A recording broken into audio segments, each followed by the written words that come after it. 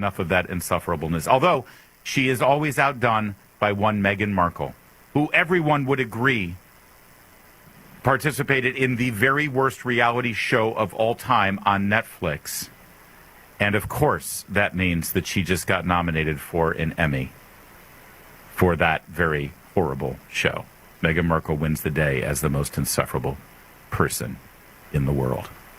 When it comes to supplements, two things matter most: that it works and that you can trust it. So rather than just tell you about Relief Factor, we like to let our customers do it because we hear from people every single day, like Jim. Now, Jim ran out of Relief Factor twice, and both times his aches and his stiffness and his pain came back. Once he restarted, he says he felt better again. As Jim says, you know something's working when you run out of it. I know Relief Factor is working because I could barely stand and walk with the painful sciatica I had in mid-May. Now I'm running and training for a marathon. Thank you, Relief Factor. They make it easier for you to find out if you'll be the next person telling us Relief Factor helped you tackle your daily aches and pains. 3 weeks for just $17.76. Just go to relieffactor.com or call them 800-4RELIEF. That's $17.76 for your quick start, but you got to go to relieffactor.com, 800-4RELIEF.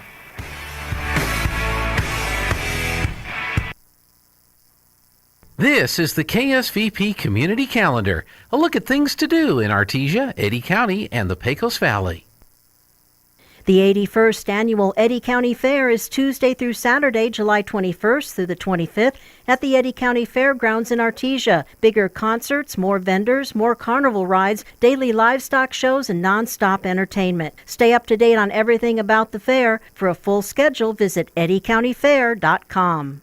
The next Republican Women's Club of Carlsbad Day Meeting and Artesia Night Meeting will be on Thursday, July 16th. The day meeting is at the Stevens Inn and Restaurant. Doors open at 11:15. Order off the menu. Meeting starts at noon. The night meeting is at the Artesia Country Club. Come at 5:30 p.m. to eat. The meeting starts at 6 p.m.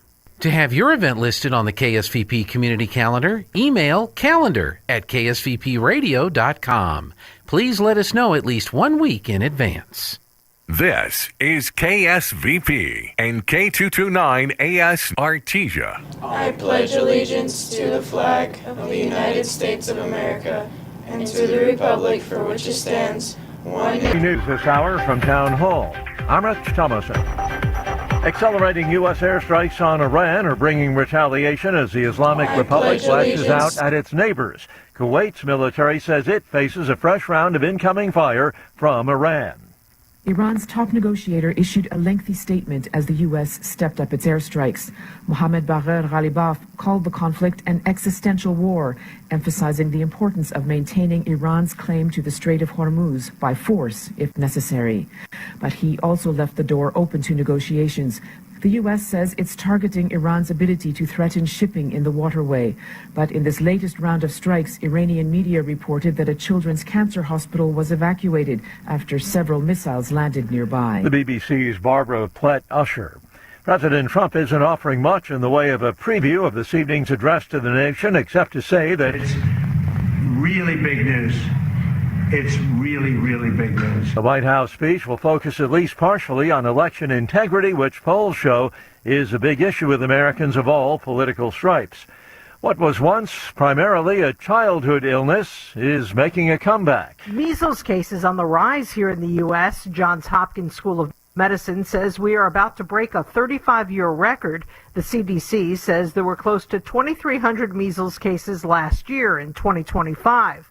But as of this July, we've already hit that number and are expected to surpass it. The last time measles was an issue was back in the early 1990s. Correspondent Laura Winters.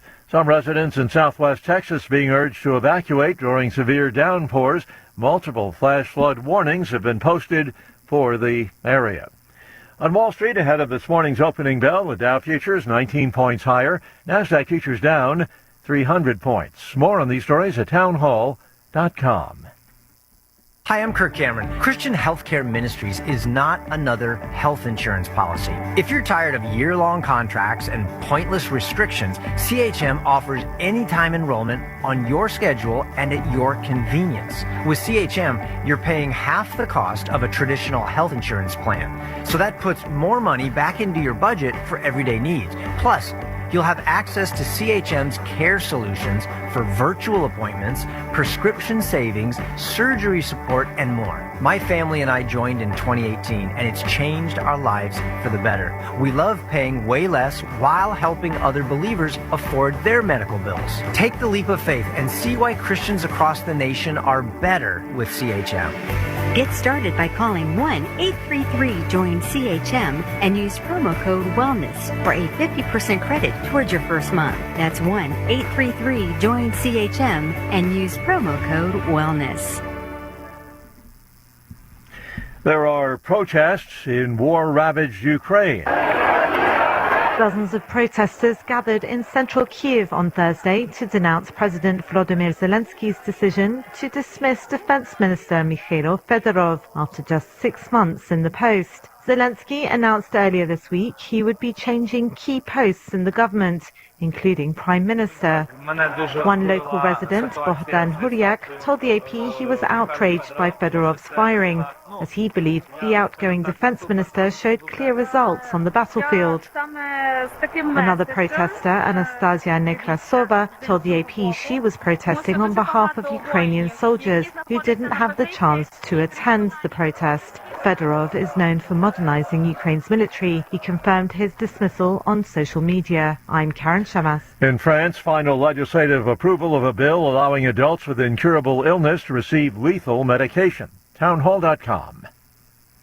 A Trump coin, it's on the way, expected to arrive in the fall. The president's face is on one side of the coin, surrounded by the word liberty and 1776-2026. Over the president's left shoulder are the words, "In God We Trust." On X, Treasury Secretary Scott Bessent said the coin is intended to honor the enduring legacy of liberty and a lasting symbol of patriotism. The dollar coin is not made of gold, but has a gold finish. Federal law prohibits the depiction of a living president on U.S. currency, but the Treasury Secretary has the ability to authorize the minting and issuance of coins in some circumstances. Ed Donahue, Washington. More than half of House Democrats have voted to strip $3.3 billion in U.S. aid to Israel. Not enough votes for passage to cut the money, but it does demonstrate a growing divide among Democrats over support for Israel. More on these stories at townhall.com. I pledge allegiance to the flag of the United States of America, and to the republic for which it stands, and to the republic for which it stands, one nation under God, indivisible, with liberty and justice for all.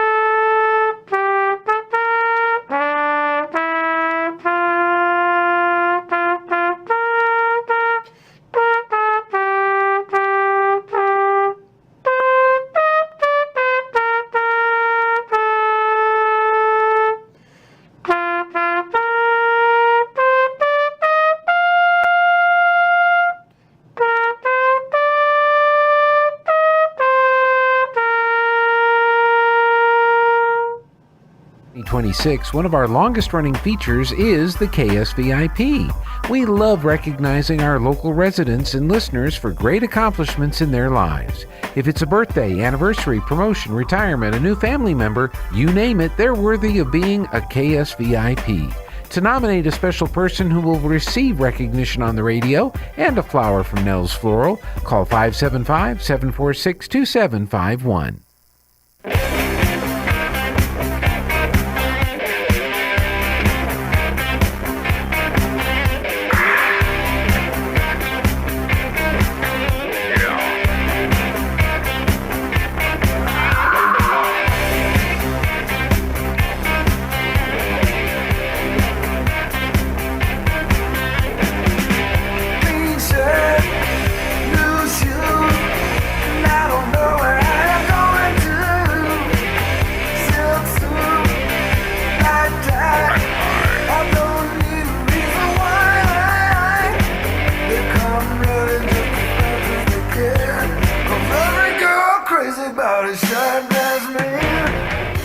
Good morning, Artesia. It's Thursday, July 16th.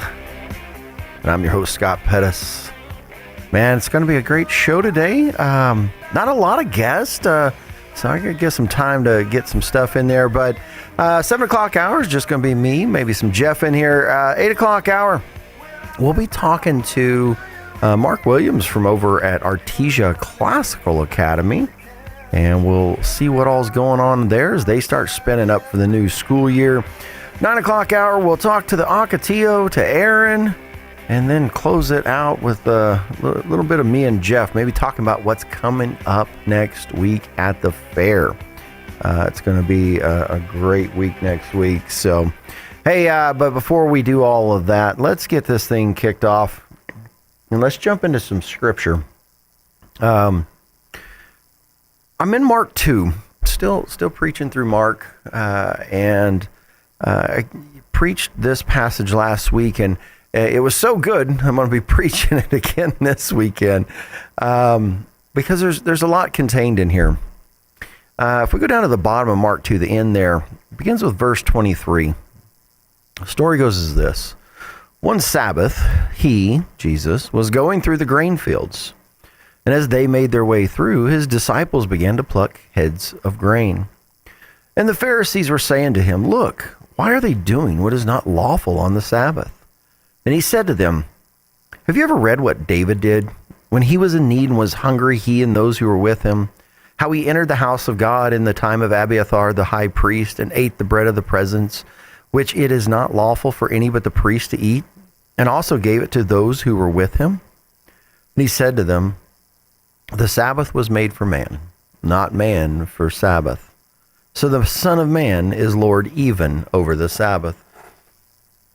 This weekend I focused on the first portion of it, 23 through 26. The story, Jesus and his disciples. It's a Sabbath, so it's Saturday, and they're traveling, which of course, according to the rules of that time, was unlawful in itself. They were traveling. You weren't to travel because that's considered work. And they were walking along the edge of a cornfield. It says grain, but it's actually corn. They were picking off ears of corn is what they were doing. They were hungry. Jesus and his disciples, they relied upon God to provide for them. They didn't have a huge, they didn't go around raising money for their ministry to go preaching the gospel across Israel. And so as they're walking along, they pick some corns, and the Pharisees, noticing what they've done, call them out. "Why are you guys doing what's unlawful on the Sabbath?" Right? In Mark 2, there's an escalating conflict with the Pharisees. And at this point, they're like, "Well, you're breaking the law of God." So now they're really, really kind of trying to lay it to Jesus, going, "You're breaking the law of God by reaping on the Sabbath, by traveling and reaping on the Sabbath," right?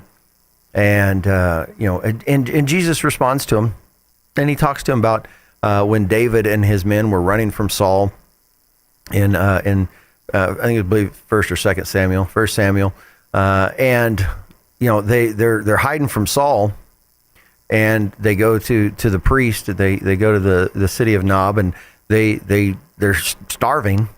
And so they go to this priest who is an ally of theirs, and they go, "Hey, do you got any food?" He goes, "Well, all I've got is the bread of the presence, which no one was to eat except for the priest." But he gave it to them anyhow, and they ate it, right, because they were starving. The whole point behind it is that he's pointing out a very interesting principle about God's law and what people have done with it. The Pharisees of that time had just laid burden upon this concept of Sabbath. That you got to give in the Sabbath and the 10 Commandments to rest on that day. And the rabbis go, "Well, how do we rest?" And so they made a bunch of rules on how to rest. Well, you couldn't do this, you couldn't do this, you couldn't do this. These laws were not found in Scripture.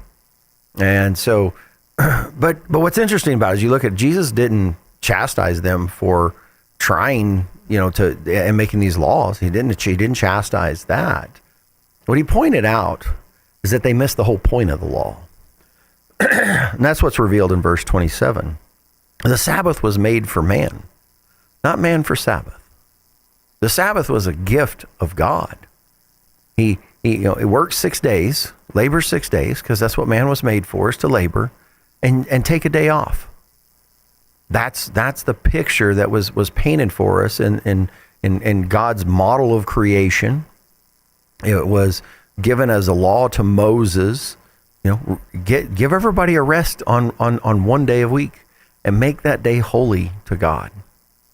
Sabbath was made for man, for him to rest from his worldly concerns, his burdens, and all of the things that wore him out, and turn to God on that 1 day.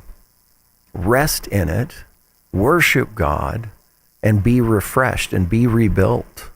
The Sabbath was made for man. Man wasn't made for Sabbath. Man wasn't made to do a bunch of works to make the Sabbath restful. He was given a day to rest and to find peace in God. And so it's interesting. There's a couple of principles here that we can look at. First off is we're really good at taking what God has given as a gift and turning it into a burden and turning it into something that's not what it was intended for. We're like, well, if a little bit of this is good, then a whole lot of it must be better. And we turn things to an extreme point.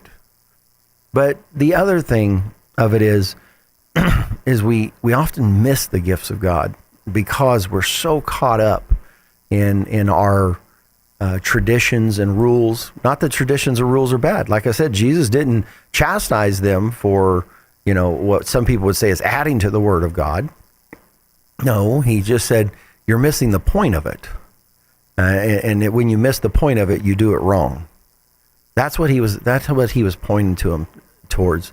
We're given a Sabbath. God has created a model for us. Work 6 days, rest 1.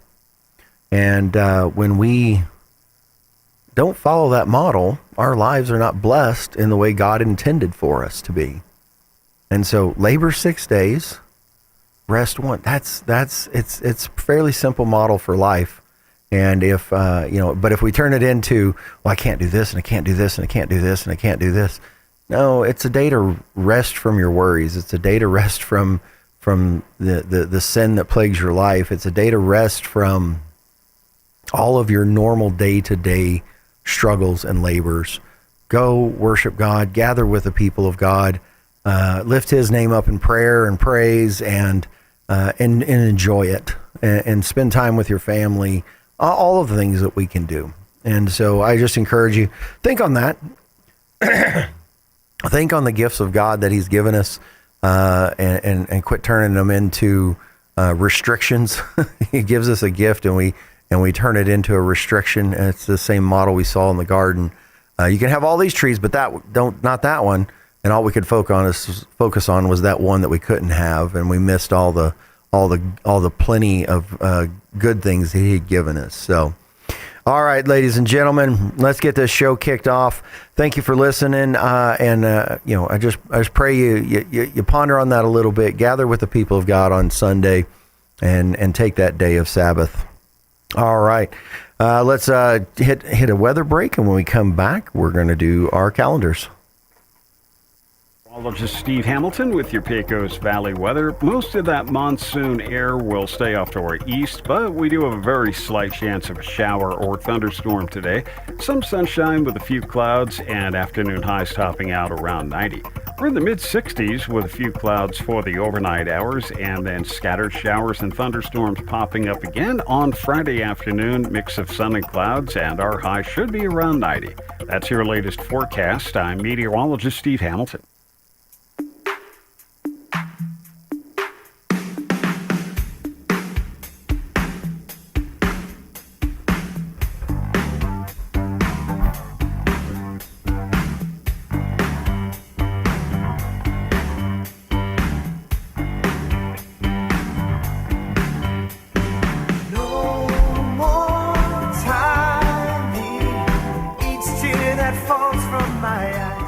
All right, Artesia, let's take a look at our weather. Hobbs, you guys got a high of 84, Roswell 92, Carlsbad 89, and Artesia 90.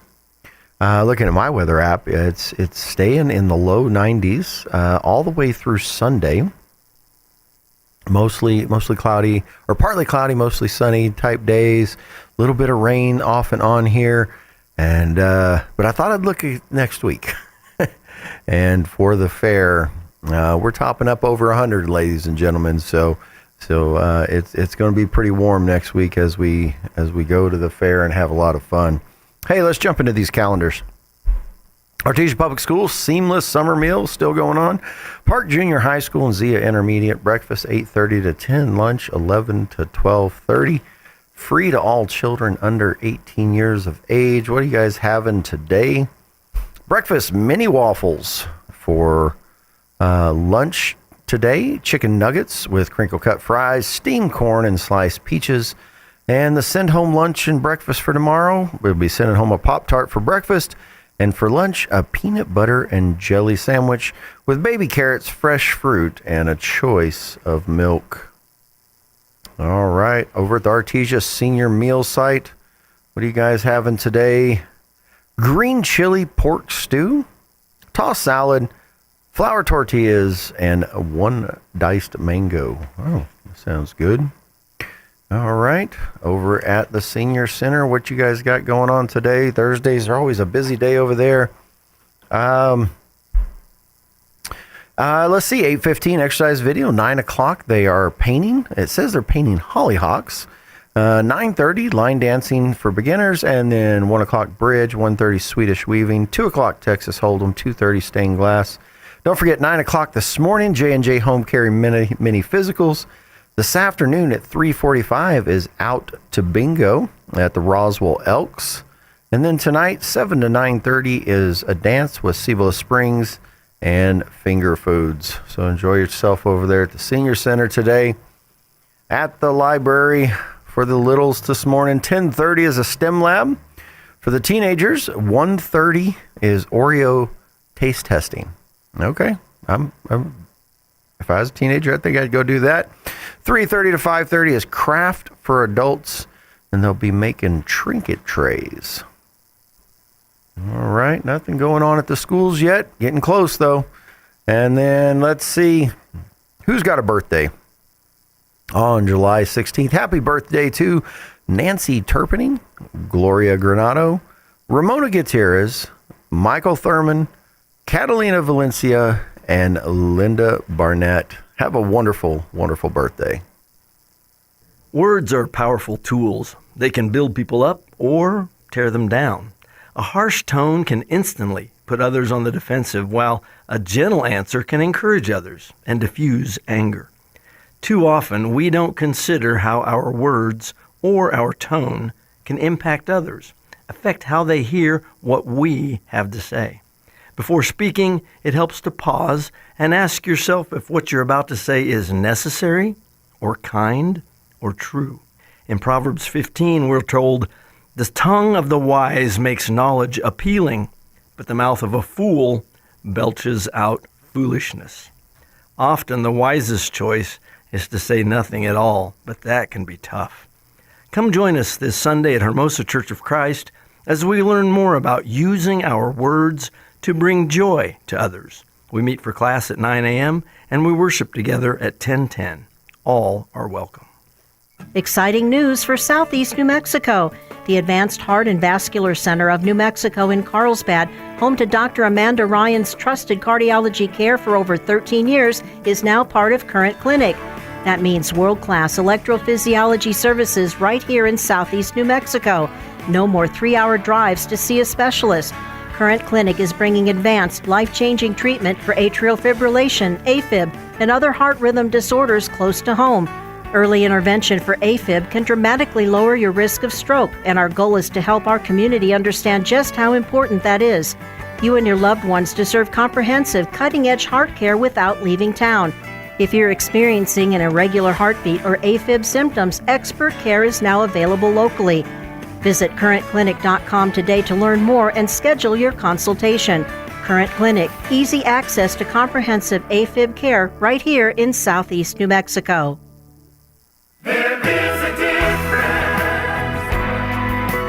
We're involved in the community. We believe in this area, and we reinvest locally to help the local economy. Artesia Credit Union, member NCUA. There is a difference.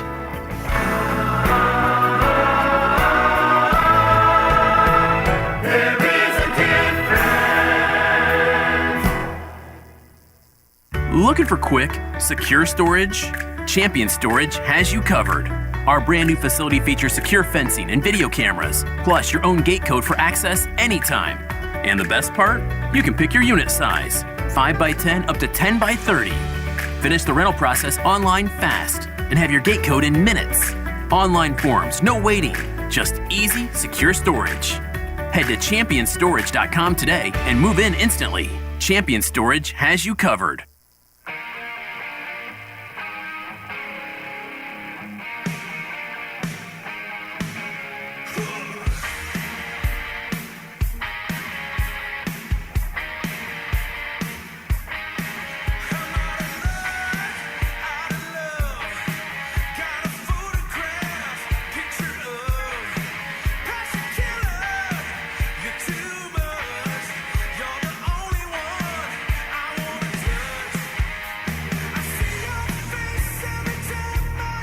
All right, Artesia. Hey, let's take a look at our little flyers and see what all we've got happening. Today's Thursday. Don't forget about the presidential prayer gathering every Thursday. It's for this week and all the way through July 30th. They'll be meeting at 10 a.m. at the Lucky Duck Grill. And after that, the prayer meetings will continue through Election Day, meeting every Thursday at the Republican headquarters. Let's see, the next Republican Women's Club Carlsbad day meeting and Artesia night meeting is today, Thursday, July 16th. The day meeting is at the Stevens Inn and Restaurant. Doors open 11:15. Order off the menu. Meeting starts at noon. The night meeting is at the Artesia Country Club. Come at 5:30 to eat, and the meeting starts at 6 p.m. Speaker at the day meeting will be Chanley Mobley with the Carlsbad School District, talking about a pilot program at Ocotillo Elementary School. Speaker for the night meeting will be Mr. Sean Waller, and he will be speaking on the importance of voting. All right, Carlsbad Theater in Carlsbad, July 16th. That's Saturday. The showing, all showings at 2 p.m., and the movie will be Mummies. Mummies. All right. Carlsbad Chamber of Commerce would like to invite you to their annual banquet and meeting Thursday, July 16th at July 16th at 6 p.m. at the Pecos River Village Conference. And tickets are $30 per person, $300 for a table of 6. All right, let's see. Food distribution happening the next one, July 16th today, 9 a.m. at Loving Community Center. So if you know someone down in that area, send them that way. Let's see. Art of Advanced Portraits Workshop, Friday, July 17th, from 2 to 5 at the Ocotillo Performing Arts Center. And that's at 310 West Main. Join the Artesia Arts Council for the Art of Advanced Portraits Workshop with acclaimed mural and tattoo artist David Losoya, whose work has been featured on Bar Rescue. Participants ages 10 and up will learn portrait techniques and create their own artwork. For more information, call 575-746-4212. All right. Excuse me. Let's see. The Great Ice Cream Scheme, or Robin Baskins to the rescue. Carlsbad Community Theater will be putting this on. It'll be happening on the 17th, 18th, 19th. This starts tomorrow, Friday at 7 p.m., Saturday at 7 p.m., and Saturday at 2:30 p.m. And this is happening at the Carlsbad Community Theater. All right. Artesia boys soccer clay shooting competition's coming up Saturday, July 18th at the Eddy County Shooting Range. This is a 5-stand competition. Registration is open, $100 per shooter, includes 4 guaranteed rounds. First round begins at 6 p.m., $25 per additional round. Dinner will be provided, and shooters are responsible for providing their own shells. Last round begins at 11 p.m. If you've got questions about that, you can contact Philip Jowers at 575-693-2631. The Eddy County Fair Queen and Princess Contest will be happening Saturday, July 18th at 10:30 a.m. And the crowning of the award will be on July 24th at 2 p.m. So don't miss out on watching these young ladies participate in the Eddy County Fair Queen and Princess competition. Let's see, Carlsbad Caverns National Park. Wow, a lot going on there. It's time of the year again for Dawn of the Bats. So join them Saturday, July 18th, starting early in the morning to watch the bats return to the cave. There's a full day of activities planned, so check out the schedule. That thing goes from 5 a.m. till 7:45 p.m. Wow, it's a lot going on. So if you want to go check out the bats this Saturday, July 18th, there at the Carlsbad Caverns National Parks. All right. Ducks Unlimited is putting on their Pecos Valley Ducks Unlimited banquet this Saturday, July 18th at the Artesia Country Club. If you'd like more information on that, you can contact Matt Brewer at 575-703-7431. Carlsbad Area Art Association is having a hands-on workshop, pottery platter, and a pinch pot. You get to do a 2-piece set with Cindy Gutierrez this Saturday, July 18th from 9 a.m. to 12 p.m. for ages 16 and up. And it is located at the Pottery Studio in Carlsbad. Members get a class for $45, non-members $50. You can register online at carlsbadart.com. All right, 30th Annual Bluegrass Festival happening in Weed, New Mexico. This Saturday, July 18th. Main event happens from 9 a.m. to 5 p.m. And then on Sunday, they'll have a gospel service at 9 a.m. Join them for their 30th Annual Bluegrass Festival and stay all day for live bluegrass bands, great food, door prizes, lots of vendors, including great bluegrass merchandise. Entrance fees are $15 a person or $30 for immediate family group. The Sunday event is free of charge. All proceeds go to the Weed Community Fund. All right. And they've got a whole day planned out there. That looks like a lot of fun. The Hermosa Church of Christ here in Artesia would like to let you know about their children and family ministries. This Sunday, July 19th, they'll be having a cornhole tournament at 2512 West Bush Avenue, and that begins at 5 p.m. Blood drives. Let's see what's going on today. What is today? Today's the 16th. Nothing today. The next one will be happening on the 18th. So it's Saturday. Roswell Community Center. At the Roswell Community. It's at that office at 3 Grand Avenue Plaza. And they'll be doing blood drive from 11 a.m. to 2:30 p.m. All right. Bulldog Beginnings Breakfast will be happening August 7th at the Artesia Public Schools Administration Building. That's at 301 Bulldog Boulevard.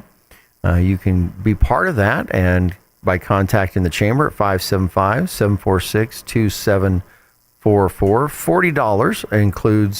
$40 per person includes breakfast and the opportunity to host a new APS staff member at your table. All right, the 7th annual school supply drive is going on, presented by the Written in Red Foundation. And Donations are being accepted all the way through July 31st. You can drop off school supplies in the front lobby at First American Bank in Artesia. I think I saw, I'm almost positive yesterday, I saw a bus up at the Dodge House, and I think they're taking some donations up there too. So, all right. So anything you can think of, crowns, pencils, erasers, magic markers, dry erase markers, all of that stuff, tons and tons of stuff that you can donate to help our kids out for the school year. Yeah, it's there's a bus in front of Tate Branch. Jeff just come in and confirmed it, and so you can drop off there or at First American Bank. All right. Assistance League of Carlsbad, Operation School Bell, is providing brand new clothes and shoes for children in their community. And they're asking for volunteers. So if you're in the Carlsbad area and want to volunteer to help out with Operation School Bell, you can contact Crystal at 575-200-9768. Artesia Youth Soccer Association. Registration is open only for a few more days through July 23rd. So if you want to get the kids in soccer, you only got a few more days to do it. Fee is $85 per child. And so who do you contact? For more information, contact Levi at 575-703-0653 or Jerry at 575-746-7418. All right. I think that's cover most of what I want to cover right now. And let's go ahead and go to our mid-hour news break, and we'll be back right after this. With SRN News, I'm Rich Thomason in Washington. President Trump is promising really, really big news when he delivers a primetime speech this evening from the White House. Key part of the address to focus on election integrity, with the president saying our country has to shape up. When it comes to military spending, the commander-in-chief is pouring it on, announcing a major increase in Pentagon spending. Expanding its airstrikes, the U.S. military is now hitting targets farther north in Iran.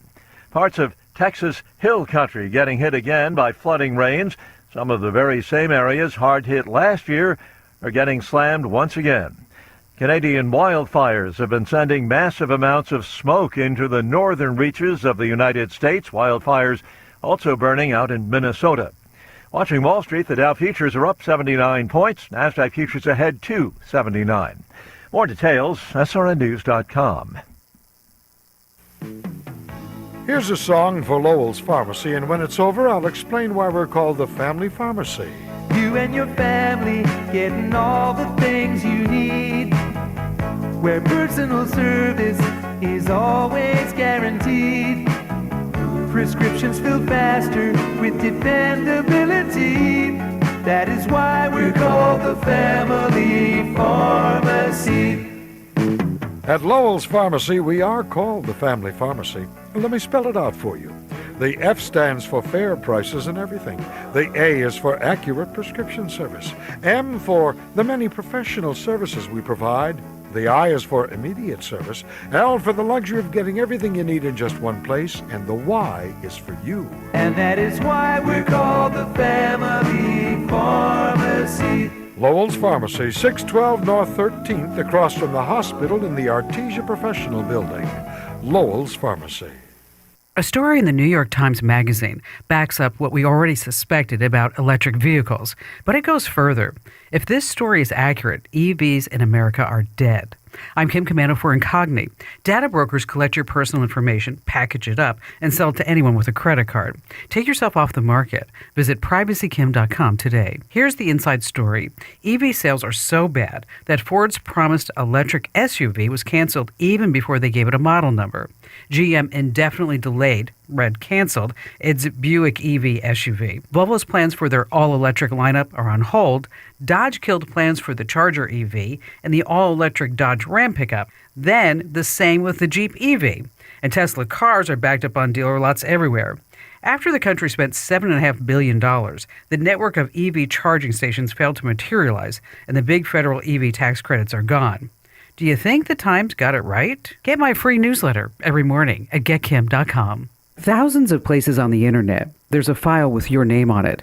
Inside, your home address, your cell number, the email you only give to people you trust. It knows your medical conditions, age, how you vote, where you drive, and your kids' names.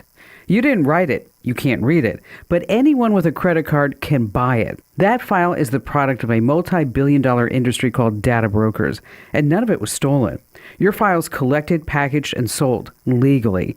Every scam call, every phishing text that knows too much about you, someone paid for that file. Last year, Americans lost a record $20 billion to fraud. Scammers didn't get lucky, they got prepared. I did something about my file. I use Incogni. Incogni goes broker by broker and forces each one to delete your file. The opt-out forms they bury, Incogni finds them. And when your data tries to creep back, and it always does, Incogni wipes it again. Go to privacykim.com right now for an exclusive 60% off. That's privacykim.com.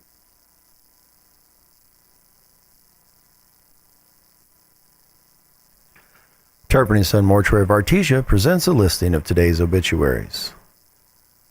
Today we have no new obituaries and no reminders. This listing has been presented as a service by Tarpany Sun Mortuary of Artesia. We make it personal.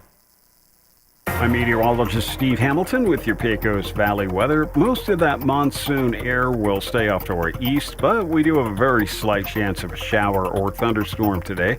Some sunshine with a few clouds and afternoon highs topping out around 90. We're in the mid-60s with a few clouds for the overnight hours and then scattered showers and thunderstorms popping up again on Friday afternoon. Mix of sun and clouds, and our high should be around 90. That's your latest forecast. I'm meteorologist Steve Hamilton.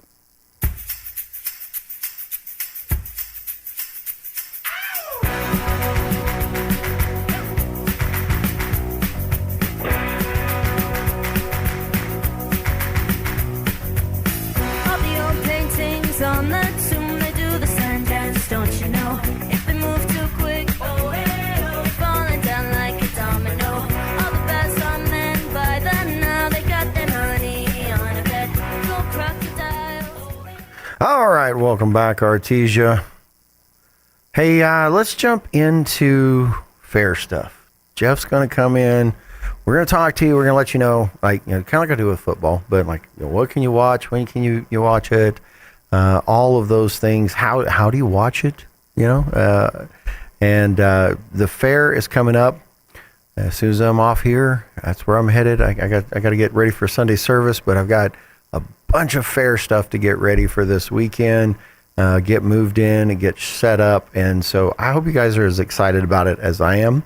And even if you're not participating in it, I know, of course, there's a lot of people right now, they're jumping through hoops. They're getting their animals ready, getting all their stuff packed up. I think they got to have, I don't think they take animals in on Sunday, or they got to go prep on Sunday and take their animals in on Monday and get all set up for all that. Let's see. But, what else I'm noticing on the fair schedule, and maybe Jeff knows the answer to this, is when I know the parade is Friday evening, but I don't see anything on here that tells what time the parade starts. So, in the past, past few years, they had been doing the parade, I think like Monday or Tuesday morning. Tuesday morning, usually right before the fair opened. And it was really, really hard to be participating in the parade and then get out there and get everything going for the actual. Kevin Klein, thank you so much, sir. 7 p.m. is the parade. So Friday night at 7 p.m. Thank you to all my faithful listeners that help me out there. I get that a lot, and I appreciate it. So, hang on. Are we covering the parade? Yes. We are. It'll be. Oh, that's the wrong microphone. I guess I had to turn on the right microphone. Yes, we are. And I was saying, if I would have told you it was at 7 o'clock if you would have waited for me to print the schedule. Well, I got this schedule thing, but they didn't put the parade on that schedule thing with a Walker Hayes standing up there looking all smooth like. And I just want to print this off so I can say exactly what we are and are not. Yeah, because I know you guys had a meeting the other day with all of your new video crew and everything else, and you guys got them all together and said, all right, here's who's covering what. Yeah, Mick took pictures and brought them home. So this is when I'm working. Yeah, and now we're all on the calendar. Everyone can view it, so that's cool. They'll be able to see. They can't change it, but they can see. They can see it, and if something needs to be changed, I can say, okay, so and so's not a camera person. Yeah, this person is. Yeah, so. I'm not a camera person. No, you're not. And so Saturday we're gonna people's shoes load up and get everything out there just to help show them where. Yeah. Because not everyone has worked the fair with us before. That's true. So show them where to park, where we are, what's going on, kind of the layout. Yeah. And we got some new staff coming in for it that this year as well. So some new video staff, and that's going to be running all that. And Jeff might actually get to enjoy the fair a little bit this year. Possibly. Instead of sitting in his box all week. And I'm not taking a camper out there this year. No camper. No, it's I'm just gonna go home. Well, since we do have help, and there's some major time between some of the events. There is, and so it's like, okay, why walk over to my trailer and spend $20 on fair food on the walk over, and $20 on the walk back? Yeah, and it'll just help. Help out, and then. I don't think Mick actually makes any money at the fair because he spends it all on fair food. While he's there, it's like, okay, dude, like slow down. And that's another reason why I'm not staying out there, because I need to save the money I make at the fair. Yeah, exactly. I need to save that to buy a new laptop or a new tablet. There you go. Let's see. So parade Friday evening, 7 p.m. down Main Street, normal parade. route. So everybody come out, support our fair parade. That's going to be a great time. Yeah. And then the actual fair kicks off Tuesday morning, 8 a.m. is the official opening. And what all we got that day? Our first broadcast will be the Rabbit Show. Yeah. And then, there's that big break until the Dairy Heifer Show at 3 o'clock. And then we'll have the Breeding and Market Goat Show at 6. Yeah. You guys won't be covering it, but the cake contest is going to be big this year. Yeah. We're having the cake contest on Monday this year. And there's some big money prize behind that cake contest. And, the cake contest actually supports a scholarship for our participating seniors as well. So, that's a really fun show to go check out and go watch. Was it last year or the year before that a cake was the final sale? Yeah. And went for... Yeah, it goes for a good chunk of change. So it was, I believe, the most expensive cake sold in that year around the world. Yeah, somewhere around $20K. Yeah. Yeah, it was up there. You're lowballing it. After the add-ons. Yeah, after the add-ons, it was a little more. But let's see, 10 a.m. to 9 p.m. Don't forget, 10 a.m., the exhibit barns open up. And I worked hard at cleaning that floor. So I want you to come to the exhibit barn. And I'm going out there to build a really nice booth. So come see us in the exhibit barn. Now, you do know what I'm going to say when I see you. What's that? Man, this floor looks amazing. Yes, that's what you have to say. I was out there scrubbing that floor for about 8 or 9 hours the other day. And so I can't imagine that, dude. It's a lot of work. It just fills up with dirt over the year. Oh, and yeah. The dirt sticks to the concrete. I think that, when our front door, we need to get it resealed, over the years. Now it's not as bad now that entire housing development by 26. Yeah. But used to, there was nothing but. Yeah. And so, during the spring, there would be a inch of dirt. Dairy heifers on Monday, goats on Monday at 6 p.m. And this is new to the fair this year. We're doing a concert Tuesday, Wednesday, Thursday, and Friday night. So Tuesday night, come out for JD and the Badlands and the Josh Abbott Band. And so that's going to be a really fun concert. Come and check that out. Then Wednesday, Prospect. Yeah, go ahead. We've got the Prospect Yearling class at 9:00. We'll be broadcasting that. And then the 2-year-old fraternity after that as well.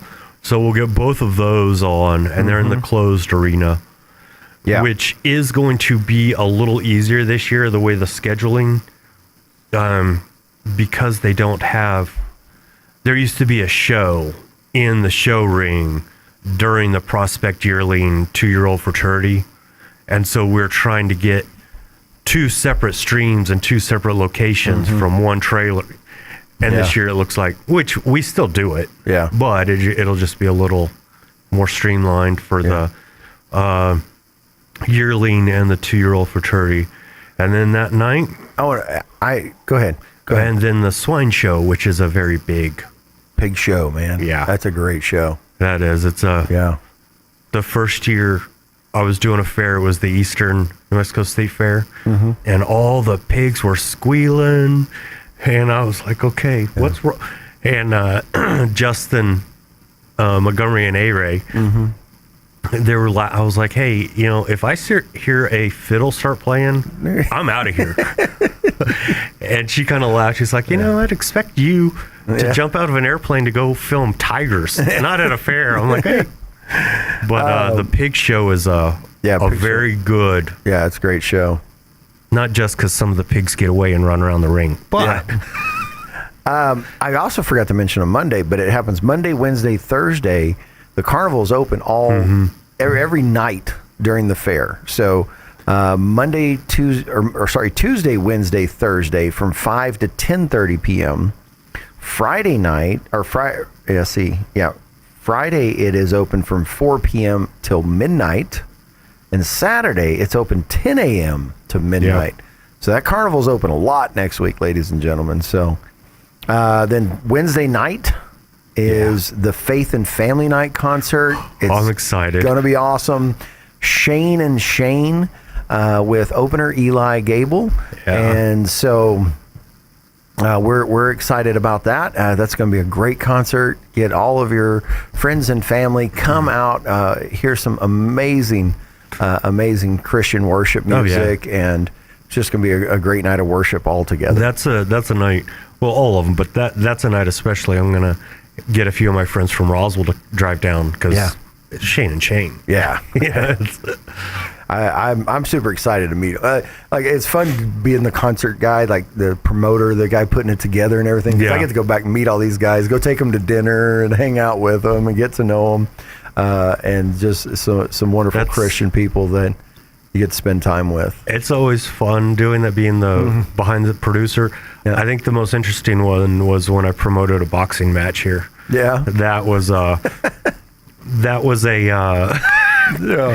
25 years ago. Oh wow, yeah, a long time ago, man. You're getting old. It's Thursday, starting out with the broiler show.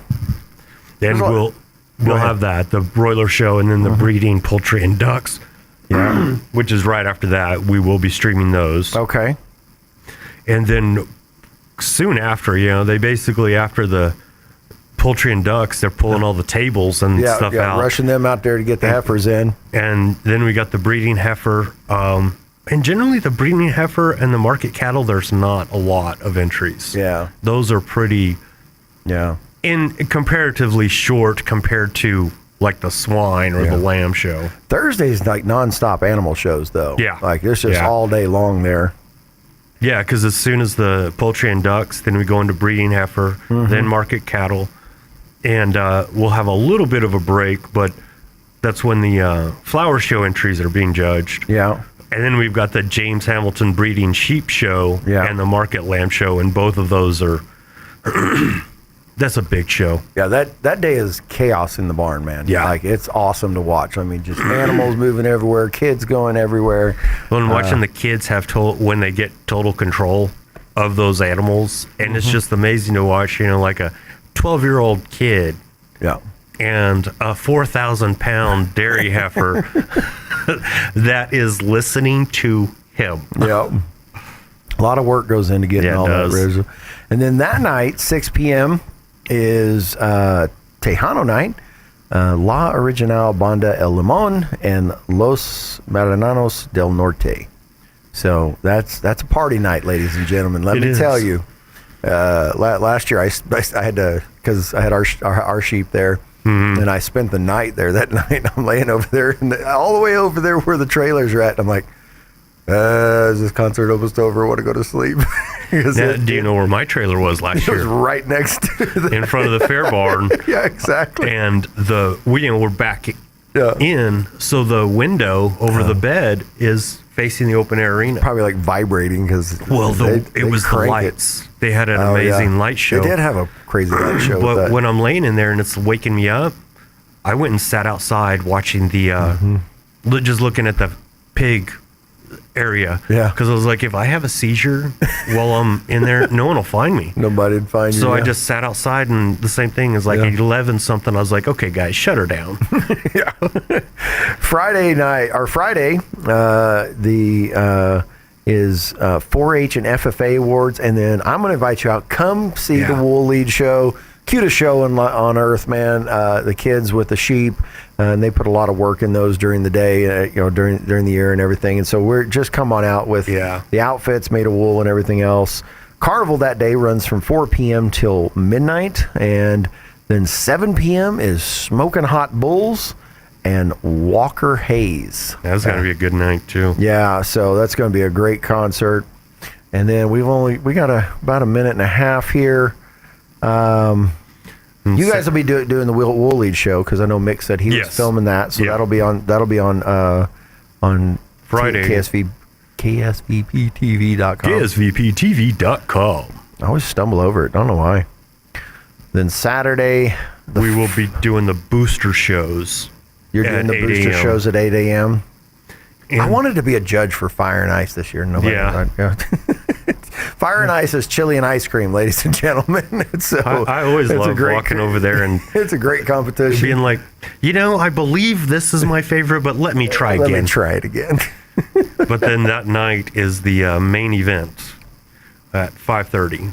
Yeah. The 4-H and FFA Junior Livestock Auction. And it gets wild, ladies and gentlemen. Yeah. And that's something we're telling everyone. I was like, okay, no, all hands on deck.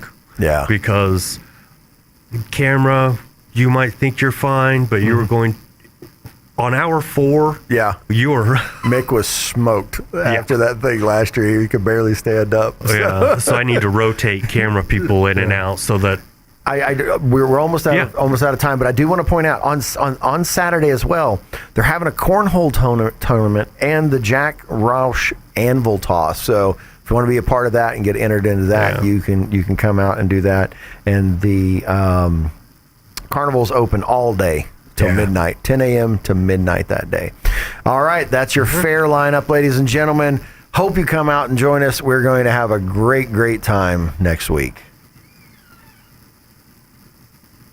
With the Wall Street Business Report, I'm Bill Alexander. U.S. stocks ticked higher Wednesday following strong profit reports from BlackRock and other big companies. The tentative gains came as oil prices swung to their highest levels in a month because of the war with Iran. A group of 26 Meta employees has sued the company, claiming it used artificial intelligence systems to select people for layoffs disproportionately, targeting those on medical, parental, and family leave. They are among the 8,000 employees, or about 10% of its workforce. Meta said it would lay off in May. U.S. Federal Reserve Governor Lisa Cook said she is prepared to act if inflation does not soon begin to slow. Cook said she sees a notable shift in the balance of risk, with inflation risk now outweighing employment risk. BMW is recalling over 29,000 vehicles in the United States over issues with the engine starter relay that may corrode, leading to overheating and short circuit, increasing the risk of a fire. For the Wall Street Business Report, I'm Bill Alexander. Pecos Valley Rides Amusements Carnival is back at the Eddy County Fair. Over 30 rides like the Orbiter, the Himalaya, the Vertigo 90-foot tower, and Zero Gravity. For the kids, Jumbo, the Flying Elephants, the Carousel, the wet boats in real water, live pony rides, and more. Enjoy the cotton candy, funnel cakes, lemonade, and handmade pizza. Get a wristband and ride all you want all day for just $40.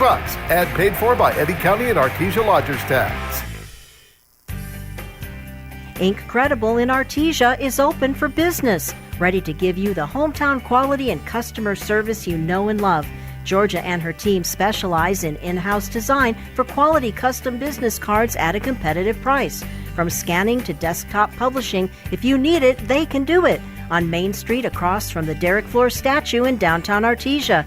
For all your printing needs, think Incredible. At Richland Motors, it's never been easier to sell or trade your current car, truck, or SUV for a newer model to hit the road in. Even if you don't purchase from Richland, they want to buy your vehicle for top dollar. But if you do buy from Richland, don't forget, they're the home of the powertrain warranty for life. That's a whole lot of confidence for you. See Richland for details, 2nd and Sycamore, and 1309 Southeast Main. Welcome to Answers with Ken Ham. The account of origins presented in the Genesis is a simple but factual presentation of actual events and provides reliable basis for man's worldview and a framework for scientific investigation into the question of the origin and history of life. Answers with Ken Ham is brought to you by Harvest Fellowship at 2307 West Main in Artesia. Call Pastor Ronnie Williams at 746-6195. Now, today's Answers with Ken Ham. Do creationists love science? This is Ken Ham, author, speaker, and blogger on why we can trust the Bible. There was once a study that found people who reject evolution are still interested in science. The authors of the study were shocked. They didn't expect those who rejected evolution to really care about science. Why? Because of this false idea that creationists deny science. But nothing could be farther from the truth. Creationists love science. Many people reject evolution on scientific and biblical grounds. They don't do this because they deny science, but because they recognize the major problems with evolution, and many choose to trust the eyewitness account of the Creator over man's fallible interpretations. Discover answers to your questions about science, the Bible, creation, evolution, and more at AnswersRadio.com.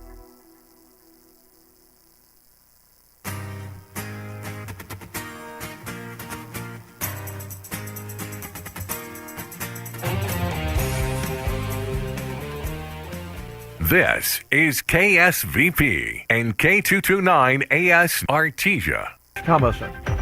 Quoting President Trump, it's really big news, referring to a primetime address he will deliver tonight from the White House. The president says the news doesn't get bigger. The speech will focus at least partially on election integrity. The president has long insisted he won the 2020 presidential race. This comes even though the very people Mr. Trump appointed to oversee it say the vote count was accurate and he lost. This term, Mr. Trump has appointed people who support him on this issue. He's also launched a review of the 2020 voting. Correspondent Andrew Stewart says the president may address reports of foreign interference in the 2020 election. The U.S. stepping up its attacks on Iran, hitting targets farther north. American forces also fired on a ship accused of trying to break the U.S. naval blockade.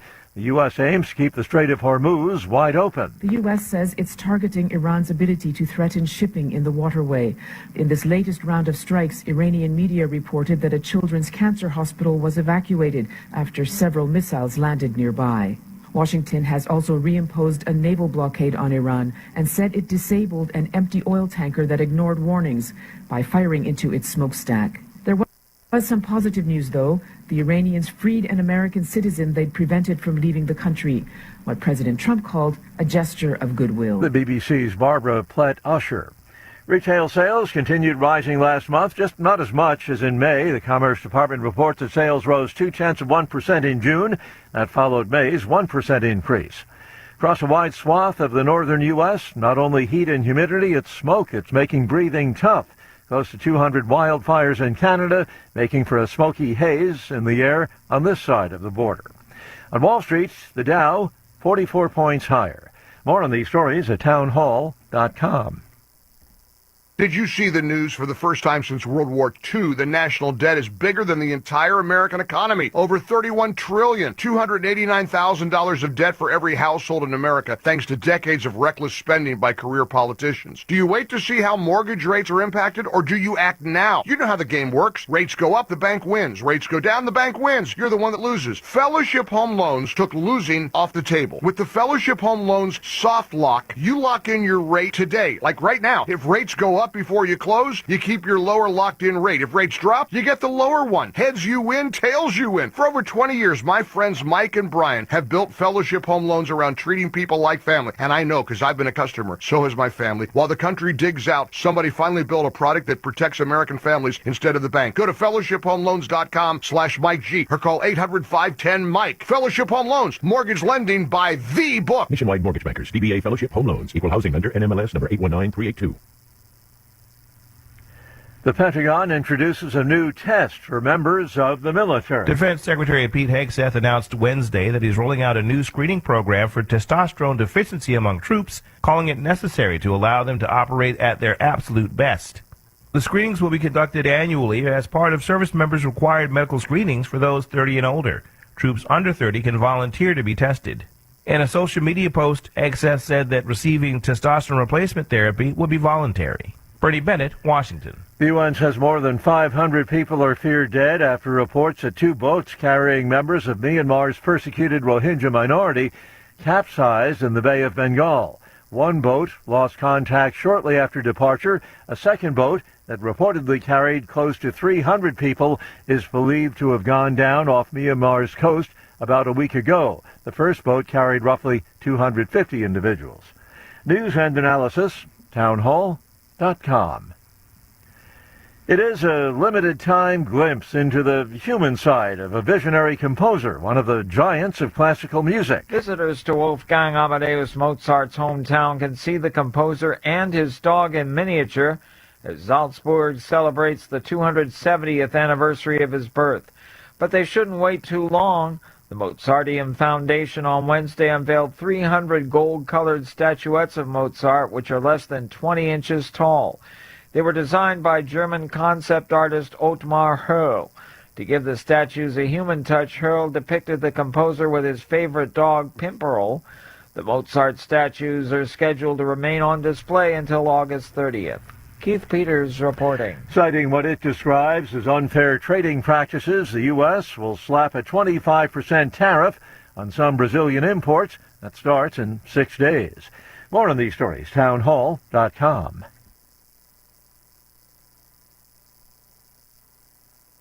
As KSVP celebrates 80 years of broadcasting in 2026, one of our longest-running features is the KSVIP. We love recognizing our local residents and listeners for great accomplishments in their lives. If it's a birthday, anniversary, promotion, retirement, a new family member, you name it, they're worthy of being a KSVIP.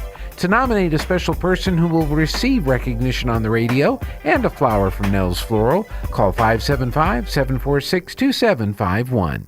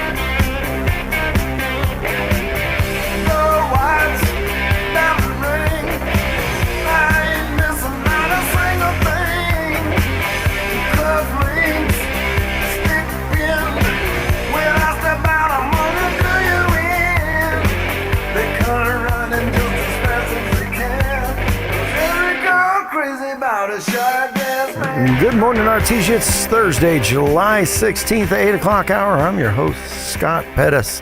Hey, we're going to keep kicking on the show. Everything looks, we're having a great time. Man, I'm excited for the fair next week, but I hope you guys are too. But hey, coming up this hour here in just a few moments, we'll be joined by Mark from ACA, Artesia Christian Academy.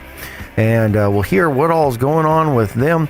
Next hour, we'll talk to the Ocotillo, Aaron, and we'll close it out with a little bit of me and Jeff. So still a lot of great show to kind of to come. So, but let's go ahead and check in on our weather, and then we'll be on with our first guest.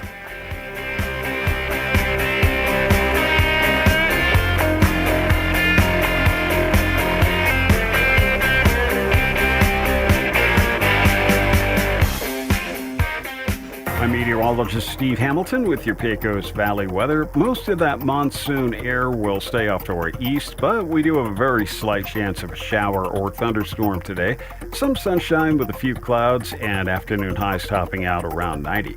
We're in the mid-60s with a few clouds for the overnight hours and then scattered showers and thunderstorms popping up again on Friday afternoon. Mix of sun and clouds, and our high should be around 90. That's your latest forecast. I'm meteorologist Steve Hamilton.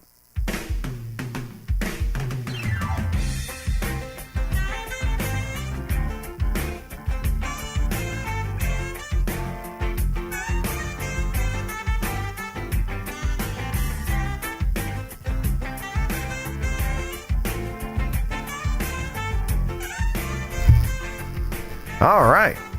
Welcome back, Mark. your microphone's a bit hot. I was like, well, that's a little... Well, I hadn't even really... Yeah, like just sitting down, I could hear you. Oh, man, my breathing. I was already heavy breathing. I was sitting out there talking to Gene, and you waved me in. I was like, oh, I better go. You better go. Hurry, hustle. Yeah, get in quickly.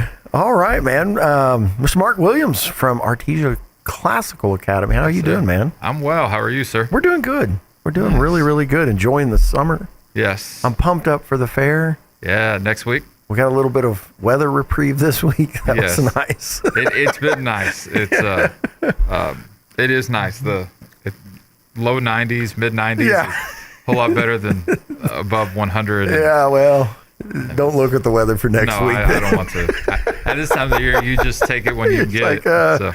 Just be thankful to God when it is a cooler day. Yes. Or there's clouds. That's the other nice thing. Yeah, a little bit of clouds coming through to break it all up. So. Absolutely. All right, man. So how are things over at Artesia Classical Academy? It's good. It's been a busy summer. Yeah. We've been doing quite a bit of, because of our growth, we've had to do some things like take down walls and join classrooms so that we have more space.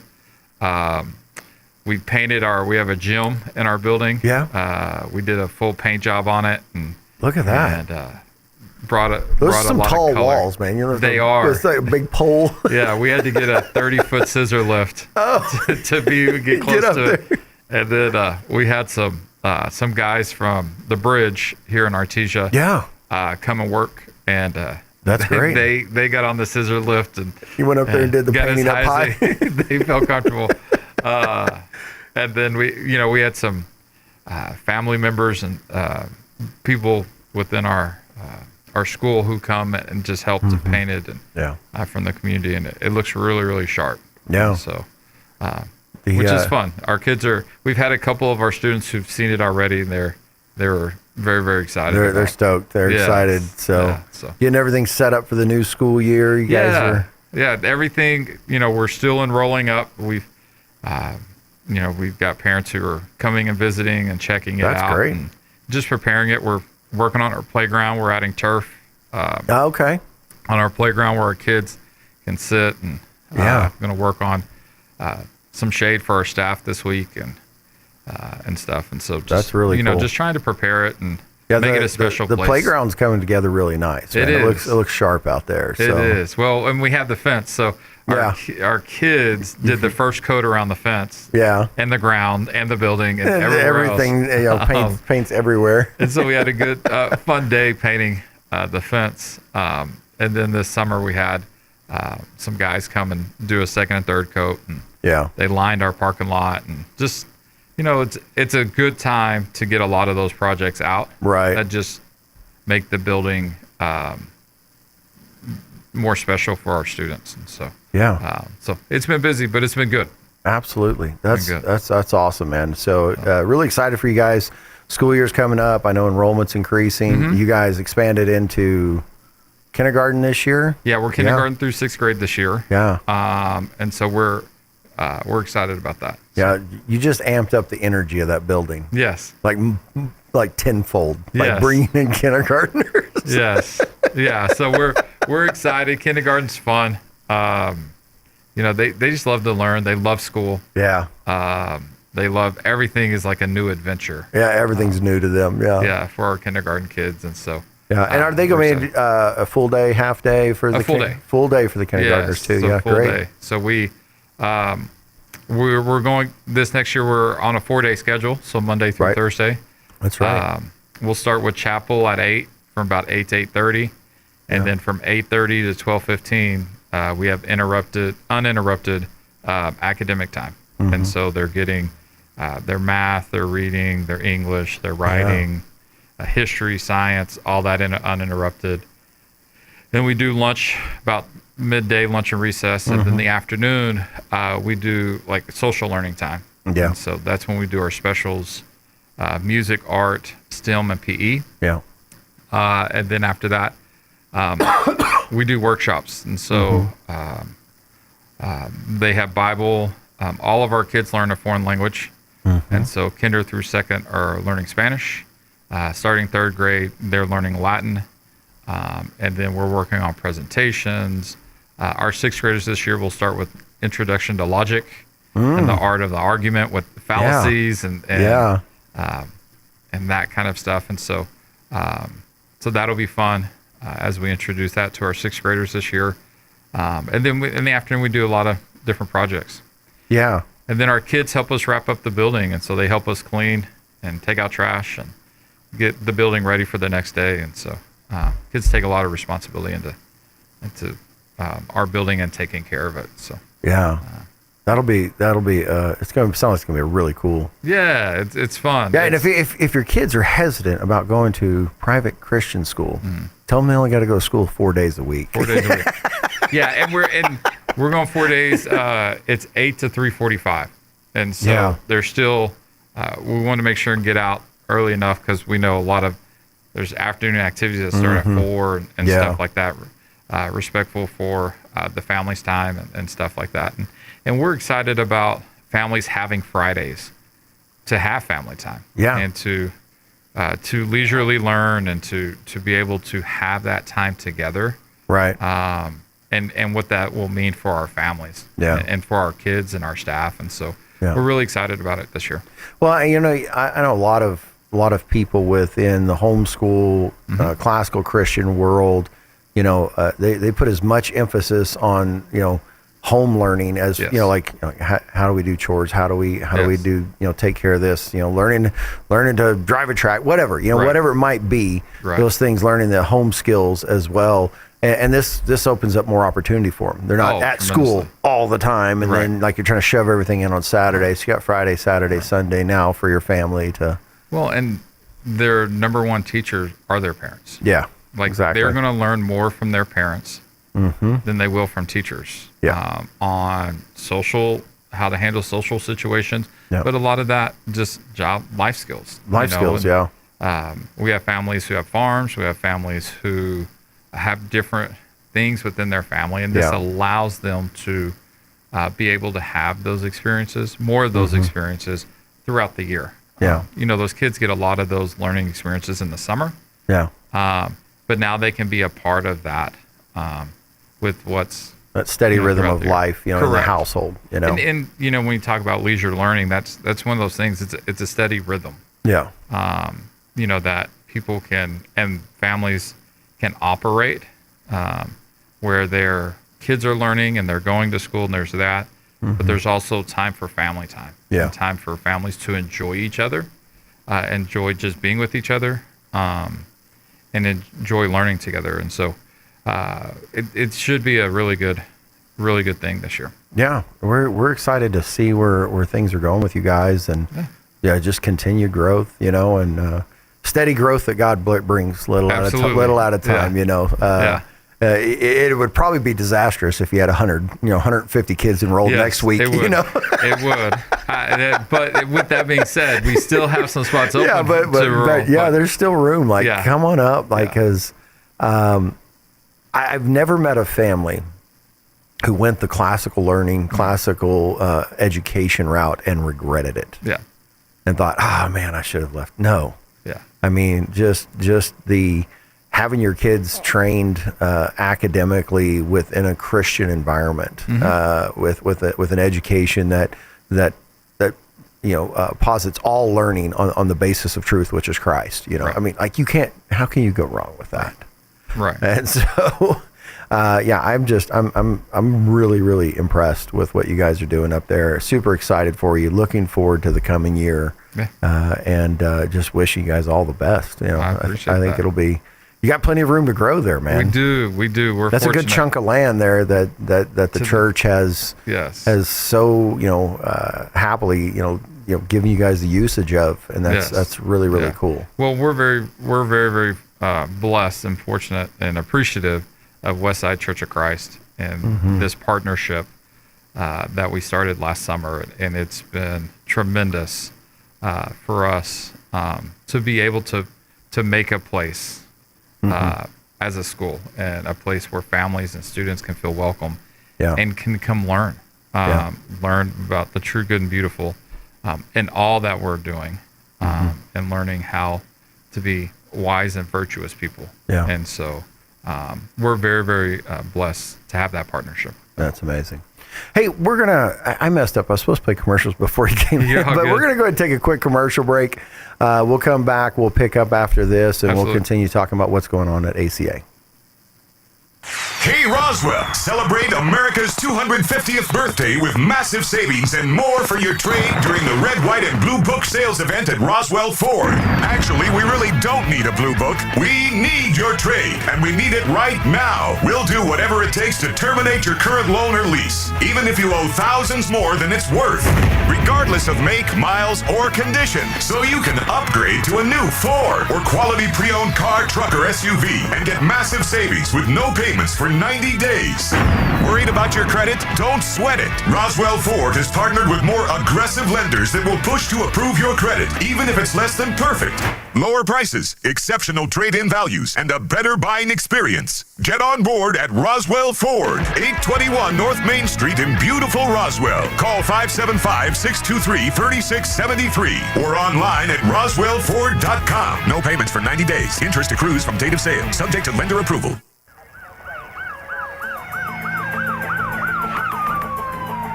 When you or a loved one need medical transport, Trans-Aero answers the call. Trans-Aero Medevac operates 3 rotorcraft bases and 1 fixed-wing base in southeastern New Mexico, allowing them to respond quickly to emergencies across diverse terrains. Their fleet extends coverage deep into New Mexico and West Texas, including Artesia, Carlsbad, Roswell, Ruidoso, Midland, Lubbock, and the surrounding areas, ready to answer the call when every second counts. Trans-Aero Medevac, proudly serving southeastern New Mexico and West Texas. Loan for free, thanks to the partnership from the City of Artesia and Trans-Aero Medevac. Life support by air. Have you been looking for a dental office that's accepting new patients? Here at Carabelli Dental, we're proud to welcome you to our practice, where you will experience exceptional care with an outstanding team. With convenient appointment availability, it's a great time to experience personalized treatment, advanced technology, and a dental team dedicated to your smile. Come see the team at Carabelli Dental at the corner of 9th and Main in Roswell, or call 575-622-4455. Artesia Plumbing, Heating, and Cooling, home-owned and operated for over 50 years, and here for all your plumbing, heating, and cooling needs. Artesia Plumbing, Heating, and Cooling has the expertise to install residential, commercial, and industrial air conditioning units, including the conversion of evaporative coolers to refrigerated air systems. Cut cooling costs with high-efficiency Carrier units from Artesia Plumbing, Heating, and Cooling, your authorized Carrier dealer. Artesia Plumbing, Heating, and Cooling, a proud sponsor of the Artesia Bulldogs and our community for over 50 years. At Artesia Ford Sales, we've been taking care of your family's automotive needs for 60 years. Now you can get Ford service just the way you want it, without leaving your home. With complimentary Ford pickup and delivery, or our Ford mobile service van, we'll come to you, handle your routine maintenance or light repairs right in your driveway, and get you back on the road fast. Artesia Ford Sales, family owned, family trusted for 60 years. ArtesiaFordSales.com. Schedule your mobile service today. My dad loves his car. When we go out for a drive, I always have to be buckled in the back seat. My dad says I have to be safe, but then sometimes he won't wear his seatbelt. He thinks it's okay, but then we got hit by another car.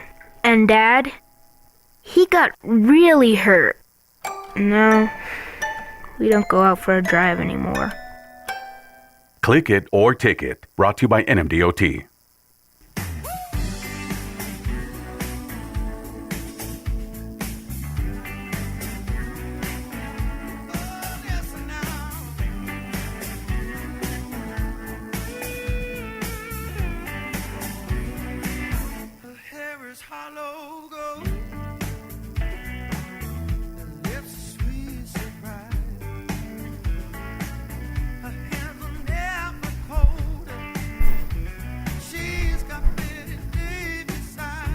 All right, Artesia, welcome back. We were talking during the break, and we talked about everything you got coming up, for the school year for your full-time enrolled students. But you guys also have is a co-op the way you guys describe it, or how do you guys describe your? Yeah, we call it homeschool specials. Specials. There you go. Okay. We've homeschooled my 3 kids. My oldest just graduated. Yeah. All throughout, and my wife actually runs a co-op in Roswell. So, but just providing a service to homeschool families, where their students can get music and art and STEM and PE instruction. Sometimes when you're doing homeschool, those kind of get lost to the wayside because just of the load of academic stuff. But it's also a social environment for kids to come and socialize with their peers in a Christ an environment that lines up with social their homeschool beliefs. And so so they can come from 1 to 2:30 on Monday through Thursday and get those specials. And then some have kind of reached out, and we have a couple spots open where they could also join in the foreign language if they want to, in Latin, there Spanish. You go. Where they can just add that to their homeschool, what they're already doing. And so it's just a partnership with homeschool families. And yeah, because foreign language, if you don't know it, you've never studied a foreign language, it's hard to teach your kids, even when the materials, some of the materials out there are phenomenal. Oh, absolutely. But, you're like, your kid, you're just trying to teach your kid Latin, and you're like, I don't know if they got that right or not. I'm going to go. Yeah. Well, and that is, we had that experience with our kids in Latin. Yeah. And, it took my wife like a couple years of going, okay, I feel confident enough. Yeah. We got through it, but some don't feel so confident jumping in. And so that's where we have a couple spots within our Spanish with our younger kids, and then with Latin there. And so we'll have a couple families there join us. But really, it's just serving our community, serving our homeschool families in the community, because there is a rather large homeschool community here in Artesia, and just providing opportunity for their kids to learn, art and music. And then let's see, PE. Ben Cox is our PE coach. Okay. Vanessa Elkins does our STEM, which is like hands-on science. Right. They're building stuff and making stuff. Yeah, that's cool. Tabitha Trujillo teaches our music. Yeah. And so our kids, you came and saw our Christmas program. Yeah, she put on a phenomenal Christmas program, man. It was amazing. It was really, really good. And so they kind of do singing and rhythm and stuff like that in the fall. Okay. And then in the spring, they're learning an instrument. And so learning to read music and learning beats and rest and all that kind of stuff. And so this last year they learned the recorder, and then at our spring showcase they played a song. And okay. So the spring is about learning music with an instrument, and our fall is learning music with our voices. There you go. And then art, Laura Williams, actually my wife teaches art. And so this year, history, we're studying the medieval period from the fall of Rome and all the way through. And so she's taught classical art for a number of years now. And so excited to bring that in, helping our kids learn more about the medieval history period. Yeah. Through art. So wrongly called the Dark Ages, yes. which it was not. Yes, and so that period, it's a very long period. From a historical standpoint, and there's you got the Renaissance, you got all kinds of stuff, the Dark Ages, but you see art just grow and really find value within civilization at that time. And a lot of art pieces that we look at now. Well, I don't think I think a lot of people miss on that. Just talk about it a little bit is the fact that what came out of that grew out of the Christian worldview, the Christian Christendom. Correct. As Christendom grew and took over the West, you see all of this growth of art and amazing buildings, and these massively beautiful temples and this worldview that wasn't just contained to the right here and right now. It was a whole different mindset. We talked about this, a lot of those churches took 300-400 years to build. Correct. Well, and they were building something not just for its use, but for people to sit back and for its wonder, and for them to see and go, wow. When you go visit Europe and you go sit in a cathedral, and you just look at all the architecture and the paintings and the stained glass windows, it was built to inspire, for people to wonder, for people to draw closer to God, just in it. The physical setting of it. Correct. Was designed for that. Unfortunately, over time, we don't really build for that. No. We don't paint, we don't create art to create wonder and curiosity. We build for efficiency and for easy use. And you kind of look at some of the new modern buildings, and that looks similar. That looks similar. It's like, how quickly can you build my box and put walls inside of it? And if you aren't done with it in under 9 months, I'm going to complain you took too long. Right, because it's about efficiency and comfort, and not about creating something that is awe-inspiring. And unfortunately, we miss that.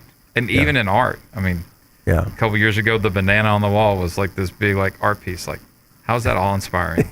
How's that draw us closer to God? And so, and that's what classical education really is about, is creating wonder, and kids, time and space for kids to wonder about things, and think deeply on them. And art's a huge part of that, for us to stop and think. Well, I think it creates, like what you guys are doing with the medieval thing is you're creating a connectionalism with the past and how important it was, and understanding and learning from that period of time, and not just dismissing it as the Dark Ages and moving on. Correct. And I even noticed this in even in seminary. You go through Christian history, and you go from about go from Christ's life to about 400 AD, and then jump forward to 1500 in the Reformation. You're missing 1100 years of church history in there, and acting as if it didn't matter. I go, what are we doing here? Well, and the scary thing is history repeats itself.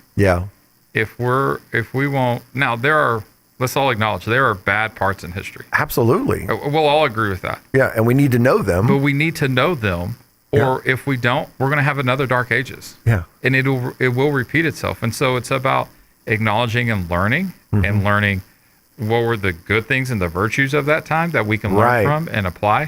What are the things that we need to avoid? So we don't have another Dark Ages. If we just dismiss history because it had a bad part in it. Correct. And we go, that's horrible. We should never not look at anything. Correct. There was a lot of good happening during that time too. Christ was working. The Holy Spirit was working in people during that time. Absolutely. And if you just ignore it, you're missing all those lessons of 1,000 years. Correct. And so history is really about learning lessons from the past so that we can make the future better. Exactly. But if we don't learn the lessons from the past and we don't look at those times to learn them, then our future is not going to be as good as it can be. And so, that's important for history. So we look at, last year we studied ancient days in history. This year will be medieval history. The following year will be early modern and then modern. And That's great. We'll look at, and there's timelines and our history plan, we use Biblioplan is what it's called. But it brings in the biblical side with the history side as well. So you hopefully connecting with our students that the Bible was real in history, and how did this event line up within the history of what? Yeah, how has God's plan worked out over time? Right. Absolutely. Yeah. It makes me think of your logical. You're teaching logic this year. One of my favorite fallacies to point out is chronological snobbery. Oh yeah. Well, it's old, so it must be stupid. So I don't want anything to do with it. Correct. Or it's new, so it must be great. No. Yeah. Well, I'm excited to teach that. Will you be teaching that yourself? I will. Awesome. My wife and kids give me a hard time and say I live a fallacy all the time because I'm always throwing out just being an antagonist. Yeah. With my kids and they're always like, Dad, that's a fallacy. Like, oh, really? Well, and then we have a little back and forth, and so. Exactly. But it's good. I have it with my 17-year-old all the time. Yeah. Well, that's a fallacious argument. Yeah, exactly. Like, okay, man. Yeah. So it's because fun. I said so. Yeah, exactly. But it's fun. Logic is going to help our kids to be able to see, hey, what's the truth in the argument? Yeah. And it's really the book we're using is called The Art of the Argument. But it's not teaching our kids to argue per se. For argue's sake, but it's teaching them to see, hey, where's the truth in that point? Yeah. So that if there's not truth, I can bring in truth. But finding ways in how perceived truths are presented. Yeah. And be able to filter through that out to really see what is true and what is not. Absolutely. Yeah. All right. Let's go ahead and take a mid-hour news break, and we'll be back with more right after this. With SRN News, I'm Rich Thomason in Washington. Quoting President Trump, it's really big news, referring to a primetime address he'll deliver this evening from the White House. The president says the news doesn't get bigger. The speech will focus, at least in part, on election integrity. The United States is stepping up its attacks on Iran, hitting targets farther north. American forces also fired on a ship accused of trying to break the U.S. naval blockade as the U.S. aims to keep the Strait of Hormuz wide open. Across a wide swath of the northern U.S., it's not only the heat and the humidity, it's the smoke that's making things miserable. Close to 200 wildfires in Canada are making for a smoky haze in the air on this side of the border. On Wall Street, just ahead of the opening bell, stock futures are mixed. Dow futures up, NASDAQ futures down. This is SRN News. All across America, this is the Red Apple Audio Network's Market Report, sponsored by Abacus Global Management. Good morning, I'm John Terrett. Well, the Fed's snapshot of economic activity in the 12 Federal Reserve regions, the so-called Beige Book, came out yesterday afternoon, and it showed modest growth across the whole of the country. It was a fairly lackluster day, the Middle East overhanging everything. The end of the session, the Dow, the NASDAQ, and S&P all in the green, but the NASDAQ 100 was lower, oil around $80 to $85 a barrel. Fed Chair Kevin Warsh was back on Capitol Hill on Wednesday, telling lawmakers the fight against inflation is not over. Apple was up 4% after it won approval for AI in phones in China. Investment bank Morgan Stanley saw record revenue and profit that was up 58% thanks to IPO activity like SpaceX. And talking of SpaceX, they were lower on Wednesday. The surge appears to be over. They were actually below $135, their offer price for a while. BlackRock earnings were boosted by big fees. The stock was up 6%. Bloomberg reporting the Yankees will raise $3 billion from New York-based Apollo Global Management. IBM was lower again yesterday by 2% after their big fall on Tuesday of 25%. And later today, retail sales is the data, and Netflix give us their earnings after the closing bell. With business, I'm John Terrett. This is the Red Apple Audio Network's Market Report, sponsored by Abacus Global Management. What if the future of finance wasn't built around averages, but around you? At Abacus Global Management, we're reshaping financial planning around the most personal data point, your lifespan. But it's more than just insight, it's control. As a technology-driven asset manager, we're empowering investors with an integrated system to take command of your time, your future, your financial destiny. This is a new era of investing. Take control at abacusgm.com.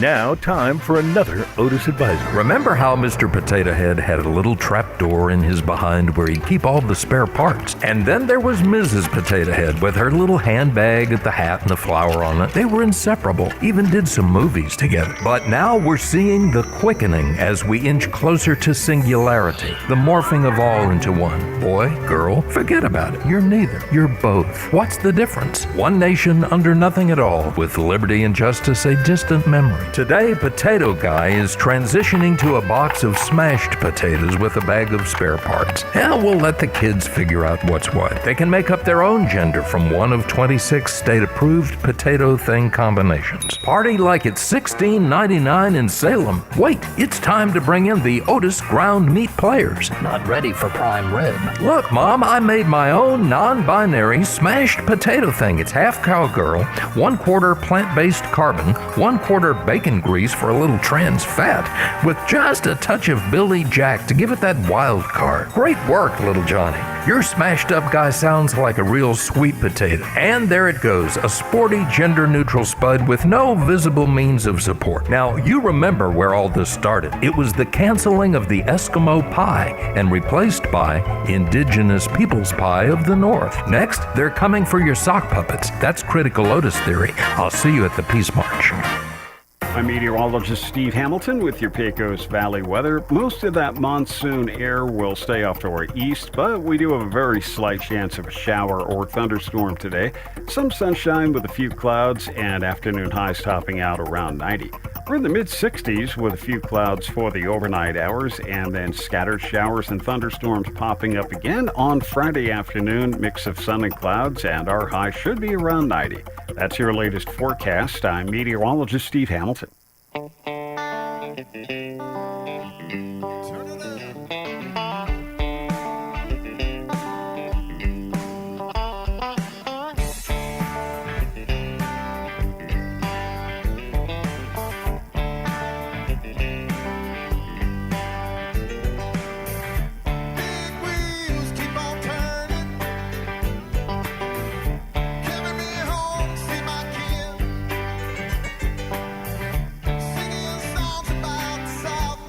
Welcome back, Artesia. Hey, one more segment with Mark from ACA. You know, we've talked about what you guys got coming up for the school year. We've talked about, the homeschool tie-ins, all the different learning opportunities that set at ACA that are beyond, what is offered in any other educational model. Right.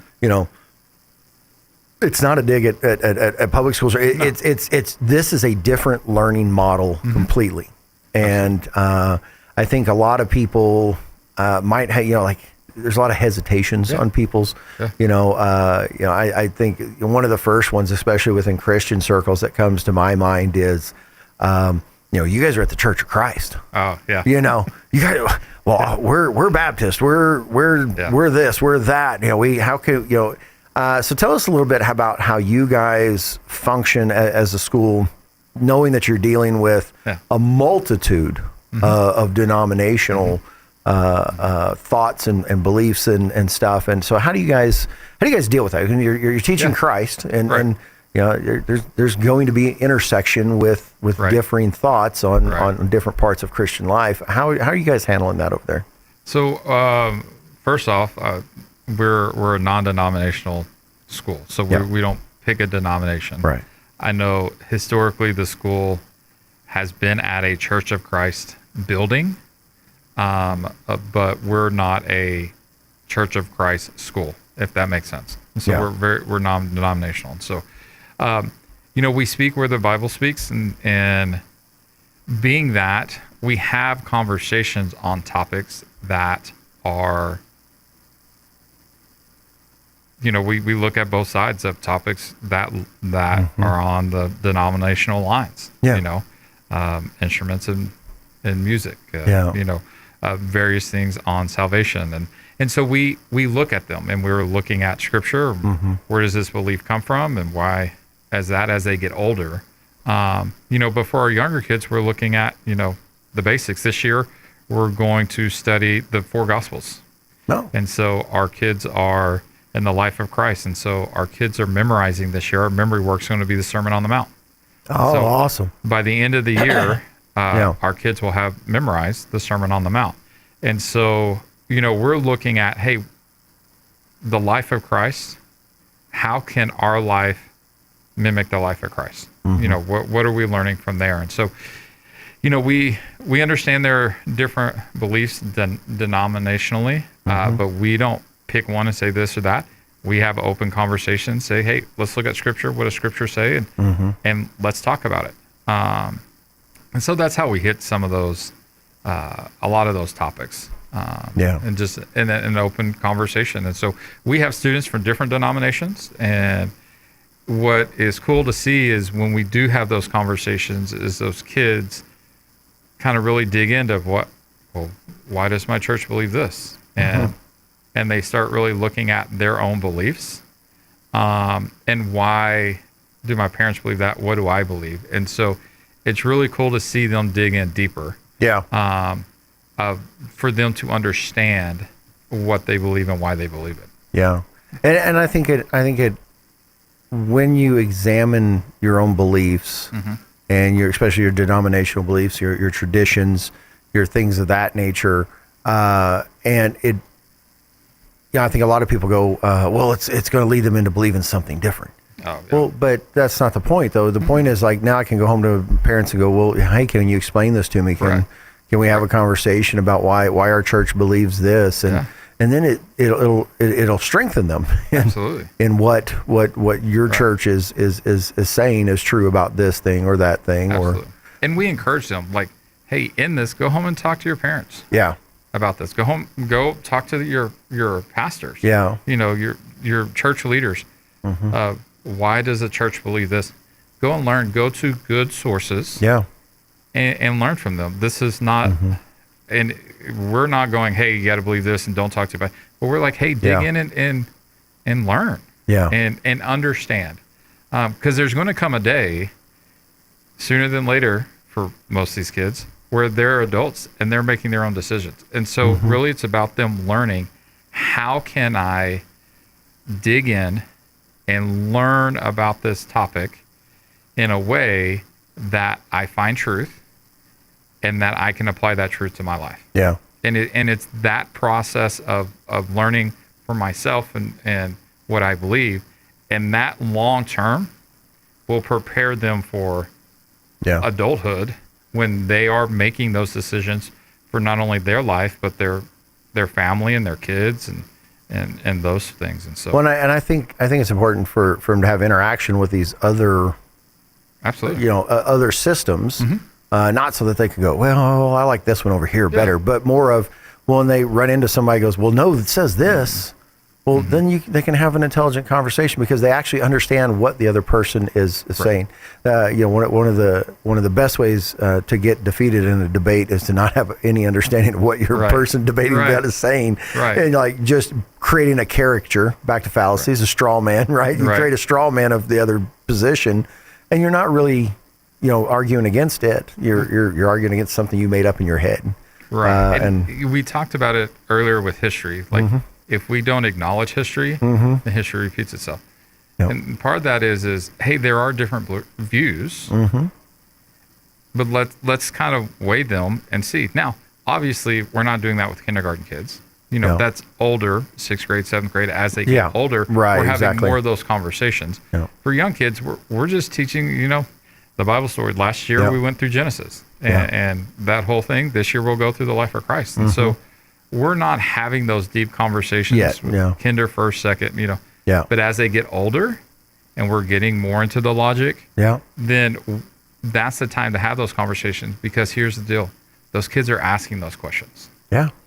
My son, who's 15, just got back from church camp with a church that he plays in their worship band, not a church that we regularly attend.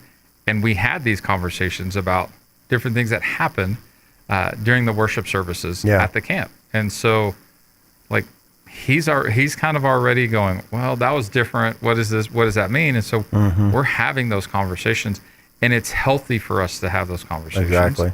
Because he is wrestling with that in his head already. And so we're just being a part of him wrestling as he goes, just part of the conversation.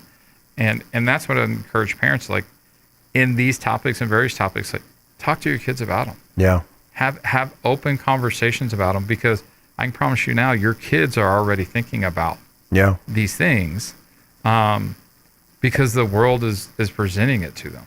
Yeah, and what you might find is that you've accepted a set of understandings that you really don't understand why. You just, well, that's what I grew up in, you know, and I think it's healthy for us to always be digging in and making sure we understand. I think another common objection or common worry, I guess, be more about private Christian or homeschooling or anything is the social component. You know, the loss of social. They're you know, if they're only around like-minded people, then how do they understand the rest of the world? You know, type situation. Right. Talk a little bit about that, about how you can ease people's minds on that piece. Yeah, you know, social learning is important, but the social learning isn't only at school. Yeah, it's at home. It's on the ball field and the sports. It's at dance studios. They're always interacting socially. Yeah. And we have kids from all kinds of backgrounds, all different families. And so they're still having that social aspect. What we do is we're very proactive in that. We're not reactive, meaning like, oh, you do something bad, now we're having the lesson. We're talking about virtues from day one. Yeah. How do we treat people? How do we handle conflict? How do we handle when somebody hurts our feelings? How do we help other people? And so we're very proactive, and we're talking about virtues, and we're looking at how that should be lived out, and not only in scripture but in history and where we've seen it, and in our literature, and we're talking about that from the very beginning. And what we find with our community is, yes, it is smaller, but our kids come out with like lifelong friends. Yeah. And friends that that value them and want to help them, and those friendships will long sustain, rather than having a bunch of acquaintances. Yeah. And us learning social skills from a bunch of acquaintances. Yeah. And so we take a very proactive approach to the social learning. And we acknowledge that that's a big part of school, and especially the grammar stage of learning is that social aspect. And so we're very proactive in it. Yeah. You mentioned something in there that made me think of another one, is sports. You know, that's a big thing in this town, right? So. Now I know you guys are only K through 6 right now, but as that sixth grader becomes a seventh grader next year, I'm assuming you're right. you gotta, you know. So as they go up through there, what does the future look like as far as, you know, tie in with maybe the public schools on sports or anything like that? What is the possibilities there? So we've historically, when we've had seventh graders, they've been involved in sports at Zia. Okay. And stuff. And so we've had a good relationship with the public schools, where our kids are able to participate. Yeah. And so NMA rules are like, if your school doesn't have that, then you can participate at neighboring schools. And so I personally haven't had that conversation yet, but I fully anticipate that our kids, our seventh graders going into next year, will be able to participate in Zia, just because that's what's happened in the past. Yeah. And so, you know, at this point, we don't have any plans of, hey, we're going to start this athletic program, anything like that. And so you're not Gateway yet. No. But our kids are excited to be Bulldogs. Yeah. And our kids are excited to participate in sports. Yeah. And they, Friday night game nights, you know, they wear their Bulldog stuff to school. And so we're very big supporters of the Bulldog athletic program. Because I've coached there, And I see the value in sports and the value of what the Bulldog athletic program and how they coach and lead kids. And so we're excited for our kids to be able to have that opportunity to participate with the Bulldogs in the athletics. Yeah. And so I've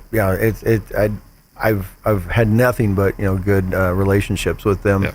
And they're like, hey, well, more kids to play ball. Right, absolutely. How can we pass that up? No, absolutely. And so we're excited to, see kids who come through ACA and see them on the field or the court or the, the diamond. And of course, at the stage you're at right now, it's all kind of public sports or, recreational teams and things like that. But so I think those are, kind of just probably the three top objections I think I've run into as far as like, I don't know if I could ever do that private Christian school thing or homeschooling thing because, they're going to miss out on this, they're going to miss out on that. And so I think, it's just letting people know, like, we see that. We're not blind to no, it, and we're not either. The interesting thing with me is I have experience now in both worlds. I worked in public education in Texas. And then here in Artesia, then, I was a principal and sped director in Hagerman. And so, we had, I've seen both worlds. And we started our kids in classical education really because that's what my wife wanted to do. And I said, I love my wife and I trust her with our kids. And what I've seen is the value of just the deep learning in my kids. Yeah. And that impact for my kids it was long sustaining. And that's why we value classical education so highly is because we've seen the impact in our three kids and still impacting. My oldest graduated and then my son and my youngest daughter, and just seeing them grow as people, along with students, but just grow to be good, godly people. Yeah. And I think, I think we're similar age. We're around there somewhere. A lot of stuff we didn't get growing up, and we can look back now and go, man, I wish I'd had that when I was a kid. And now we've got this opportunity to build up this faithfulness, plant that seed in the good soil, and now we can go, okay, well, my kids are like a step ahead of where I was at. Oh, tremendous. At 18 years old, just trying to fumble my way through this, exactly. I'm setting them up for success, which then they'll take that and multiply it tenfold to the next generation. My grandchildren are going to be in a better place than I could have ever imagined by the time they're setting out to build their families. And I think a lot of people ask, well, how do we turn around the craziness in this world and blah blah blah? We need to get this guy in office. No, faithful generations. One right after another. And it starts in the home. Yeah, right there. It's where it went awry. That's where we have to build it back at. So, real quick, we'll get about 30 seconds. Tell people how they can find out more, how they can check you guys out. Absolutely. ArtesiaClassicalAcademy.org is our website. Best way to learn more about school, schedule a visit.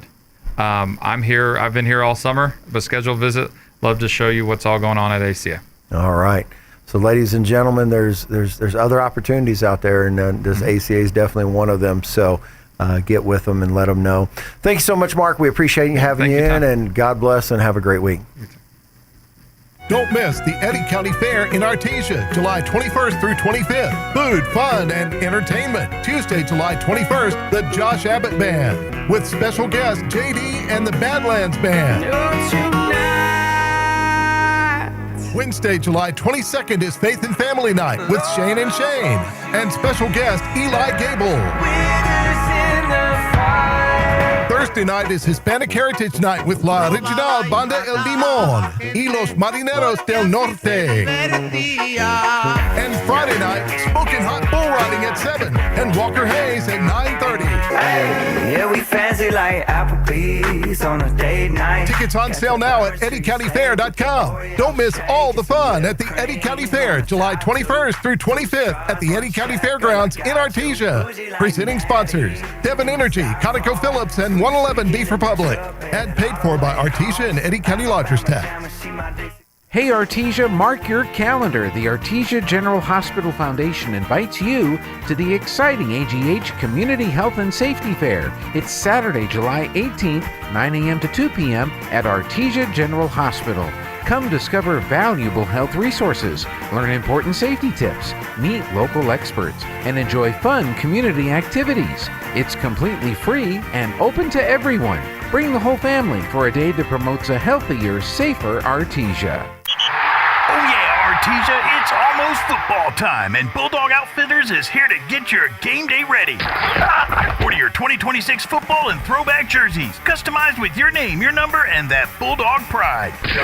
Get your orders in by July 17th and be game day ready in time for kickoff. Bulldog Outfitters is on the move, so don't wait. Stop by 1409 Main Street and get your order in, or call 575-736-4951. Order in, shit, hut, hut.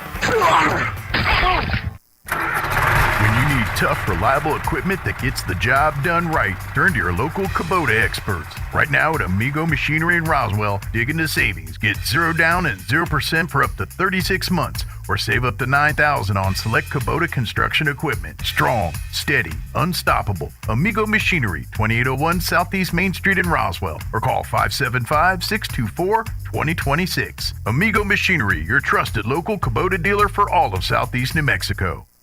Your business runs year-round. So does ours. Block Advisors at H&R Block provides small business expertise beyond just taxes. From post-tax filing support to payroll and bookkeeping, we are always in your corner through tax day and every day, all year long. Because your passion never takes a day off.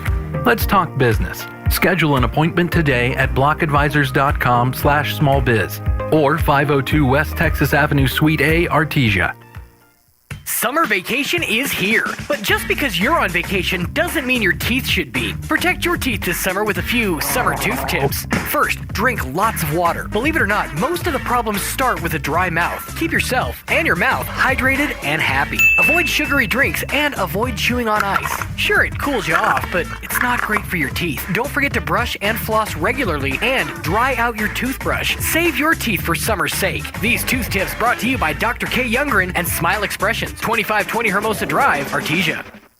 Before you head back to class, head for Roswell Honda for the Back to School Bash. Saturday, July 18th from 10 to 1 at Roswell Honda. With free hot dogs and Pepsi products, snow cones, face painting, and great local booths and sponsors, including Dunes Brews, Tacos Pita, Sweetly Loved, Letty's Creations, and more. And register now for your chance to win a Back to School bundle. Either a laptop, desk, and chair, or a Back to School basket loaded with supplies. And ask how to sign up for free school supplies. The Back to School Bash. Saturday, July 18th from 10 to 1 at Roswell Honda. 2177 West 2nd.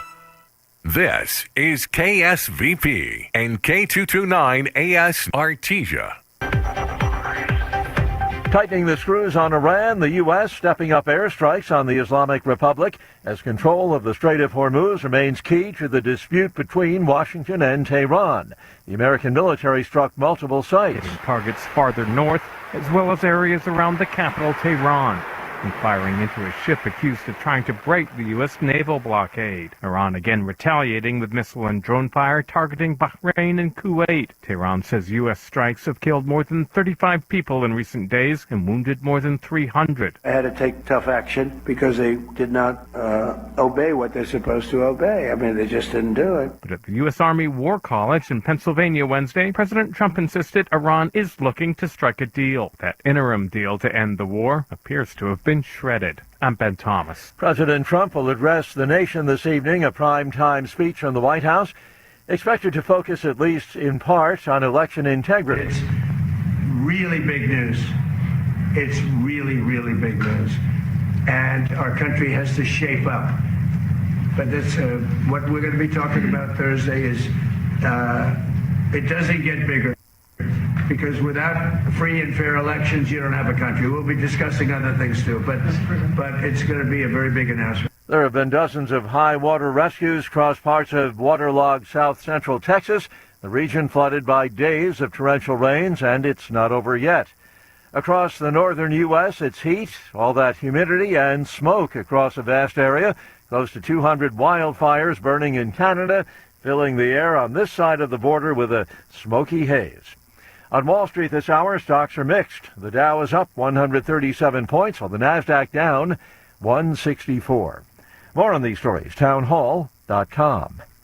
Spring is here, and if you're staring at a home improvement project, wondering how you're going to pay for it, or looking at a big credit card bill piling up, I want you to know about my friends Mike and Brian and the team at Fellowship Home Loans. For over 20 years, Mike and Brian have been helping families like yours tap into something they already have, equity in their own home. A HELOC, a cash-out refi, a debt consolidation loan to wipe out those high-interest credit cards. Whatever fits your situation, Fellowship Home Loans will build it around you. Everything's done in-house, one roof, one team, all with a servant-led mentality. From your very first phone call to closing, you're going to get people who know your name and treat you like family. I know. I'm a customer. Right now, they're offering a free mortgage checkup, no pressure, just a real look at your options. Go to fellowshiphomeloans.com/Mike G, fellowshiphomeloans.com/Mike G, or call 800-510-MIKE, 800-510-6453. Fellowship Home Loans, mortgage lending by the book. Nationwide Mortgage Bankers, DBA Fellowship Home Loans, Equal Housing Lender, NMLS number 819382. Deep in the rainforest jungles of the Democratic Republic of Congo, researchers have found something new. It's a new species of monkey. This search started with one blurry photograph of an unusual-looking monkey taken nearly 20 years ago. That led scientists to set out with cameras, microphones, and genetic tests that have now confirmed that this primate with black fur and pinkish-orange lips is a distinct species. Its bright facial colouring could be a visual signal, perhaps to help attract a mate. The monkeys also have a unique call to announce their presence in dense forest. The team chose the Latin name Colobus congoensis in recognition of the natural diversity in DRC. They hope that now the animals are officially a new species, they can be formally protected. The BBC's Victoria Gill. The French National Assembly has given final approval to a bill allowing adults with incurable illness to receive lethal medications. News and analysis at townhall.com. In Washington, D.C., the Reflecting Pools saga goes on. An Associated Press team viewed the Lincoln Memorial reflecting pool from the Washington Monument and spotted the color change from American flag blue to gray. The pool was drained and debris was removed after Independence Day fireworks. Trump's renovation project has faced setbacks, including algae blooms and peeling paint. The project's cost soared from $1.5 million to over $16 million by June. Trump blames vandals for the problems, while critics point to poor repair work. Several people face charges for allegedly damaging the pool. Haya Panjwani, Washington. More than half of House Democrats have voted to strip $3.3 billion in U.S. aid from Israel. Yesterday's 104-314 vote was not enough needed for passage, but it does show a deepening divide among Democrats in the aftermath of the war in Gaza. More on these stories, townhall.com.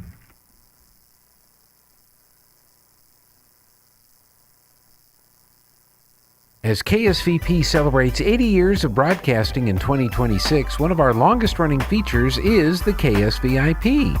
We love recognizing our local residents and listeners for great accomplishments in their lives. If it's a birthday, anniversary, promotion, retirement, a new family member, you name it, they're worthy of being a KSVIP. To nominate a special person who will receive recognition on the radio and a flower from Nell's Floral, call 575-746-2751.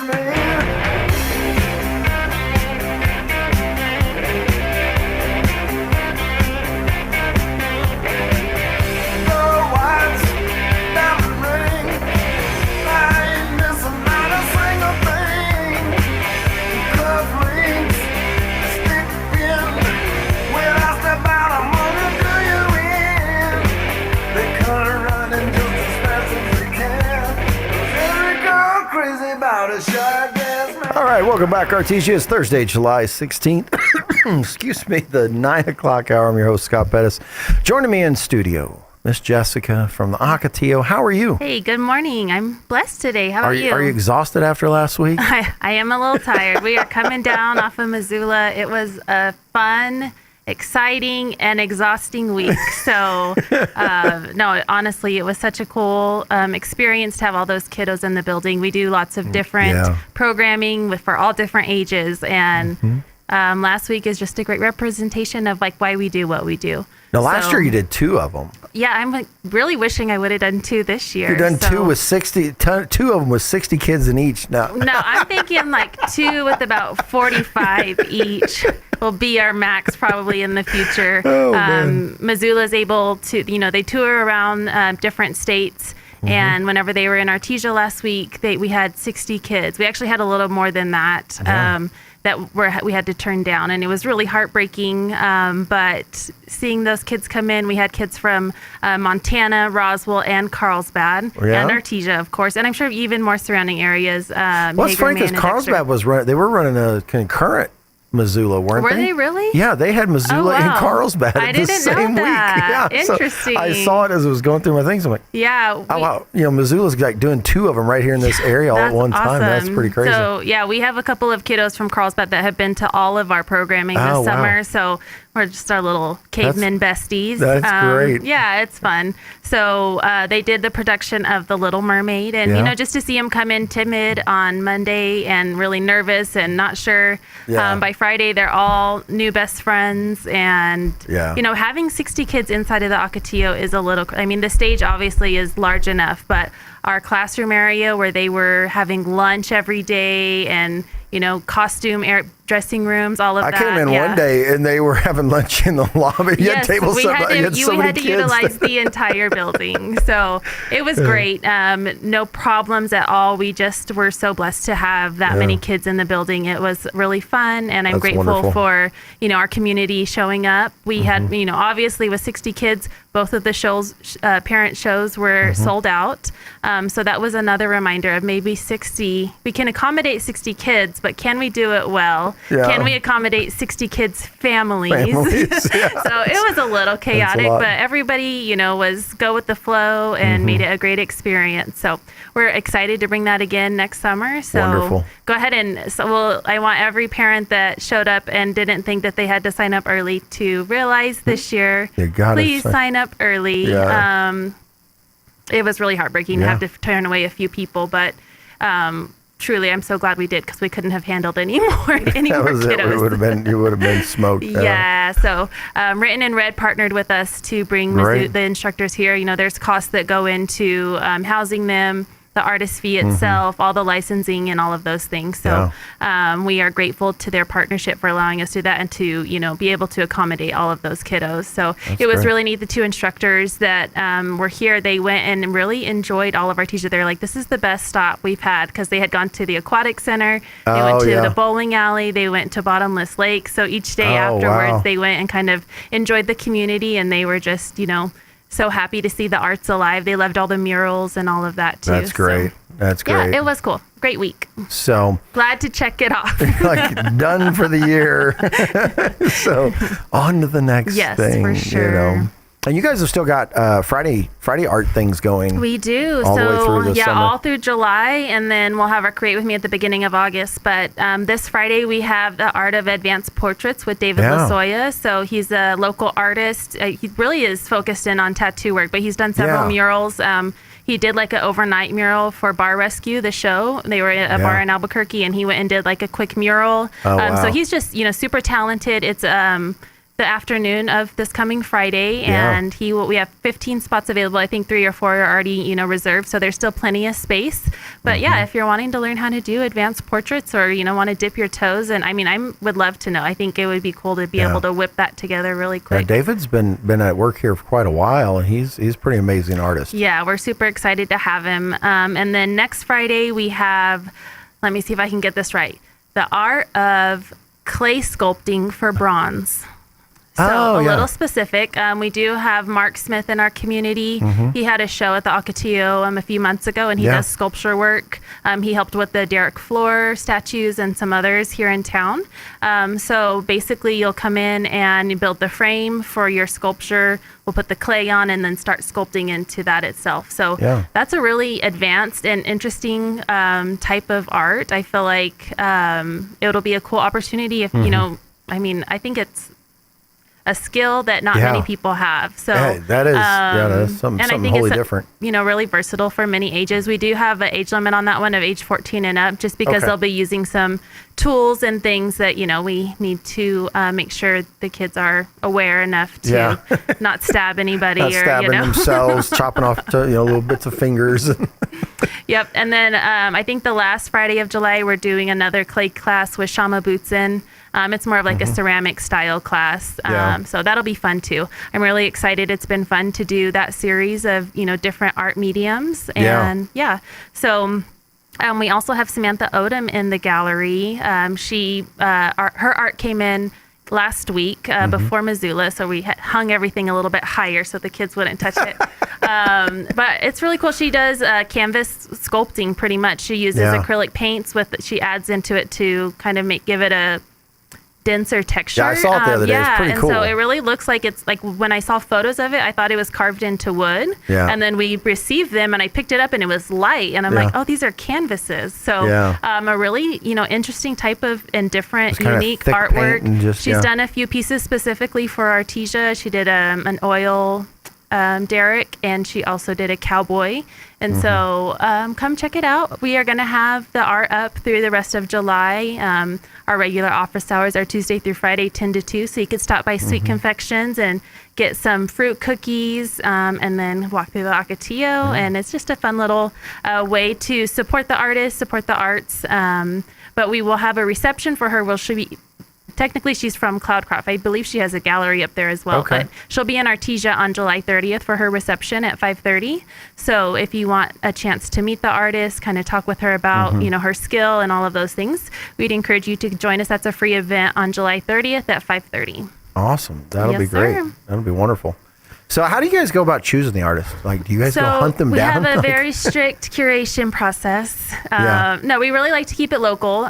We actually have it scheduled through 2027. So you guys are way ahead. Nancy Dunn helps us with that. And we really try to stay local. But if there's an artist, you know, out of Hobbs, I think we have several out-of-town artists coming. We have Oscar Hernandez coming later in the year. We'll do our Youth Art Expo in October. So it's cool. We do a variety of things. And right now, whenever Nancy had said that it was sculpture painting, I really had a hard time wrapping my head around that. So, I don't understand. Yeah, it's really neat to see different types of, you know, art mediums in the building and to accommodate for each of them. But we're excited to have her from Cloudcroft. I think you know, you can tell the artistry and the advanced, you know, look of the work itself is really just, it brings the whole lobby looking so much nicer. And you know, those floors that we have that are really loud and painted on,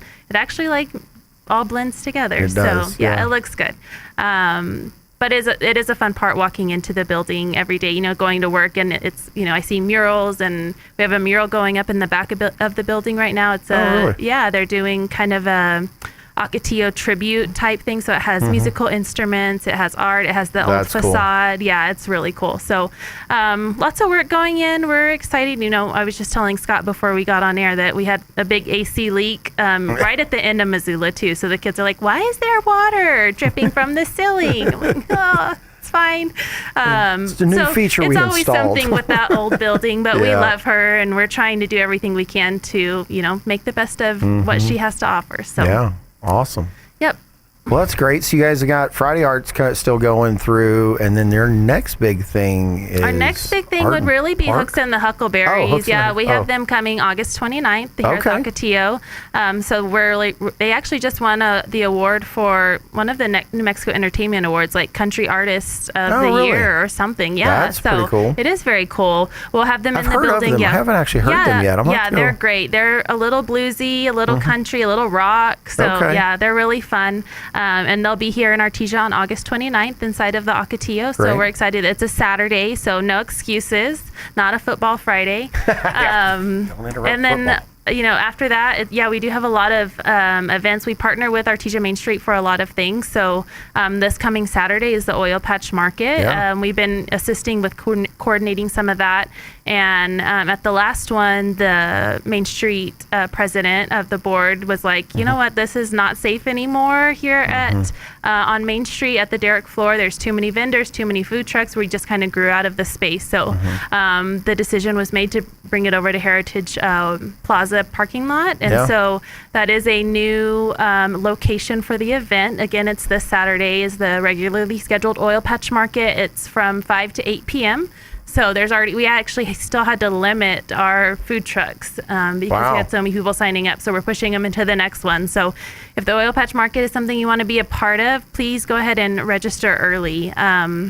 Moving it to Heritage Plaza really will accommodate a lot more vendors. It's just the food trucks really that we have to limit on because they have to load in first. And, we love having the food trucks. It's a great addition to the event, but it's not really about food trucks. It's about artisans and all of those makers and crafters. So, we just kind of had to limit it there. But it's going to be a great event. We're excited. And then we have the Red Dirt Black Gold Festival is coming up.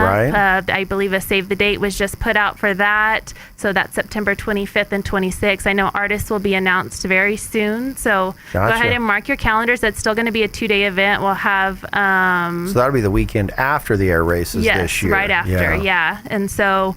there's going to be a norteño band on Friday and then country music, red dirt music on Saturday. Location TBD. We will be at City Council in a couple of weeks getting that approved. And so it will be in downtown Artesia, but we're looking at a new location for that as well. So it's really exciting and really fun to be a part of and being able to help Main Street kind of bring that together. It just happened last year. It was like, here's Red Dirt Black Gold in the Ocotillo. Because of that crazy rainstorm. But my gosh. Just being a part of, that event. I remember going as a kid and now being a part of planning and all of that. I really feel like it's a privilege and a lot of fun. That's great. The people we get to work with is really great too. So, and then after that, I think 2 weeks later, we have Art in the Park. Art in the Park, exactly 2 weeks. So y'all pray for me through September and October. Lady's busy for the next few coming months. So she gets a breather after Missoula for about a week or two, and then it's like, and then it's on. Well, and I already feel a little bit behind. Truly, Missoula, it's obviously a full week of work, but you don't get a lot of sitting at the computer, don't get the other returning work calls. Not a lot of. Luckily, we had a couple of great Chase scholars last week that helped us with that because truly, we wouldn't have been able to check all those kids in and check them out. We have parents, come in and sign them in, and it would have just been too chaotic without our volunteers. So thank you, Chase Foundation, and for those volunteers for helping us out. That was a much needed and kind of unexpected blessing. We're like, we can probably, get you a few volunteer hours. I think they each got like 13 hours. Wow, so, they were busy. So awesome.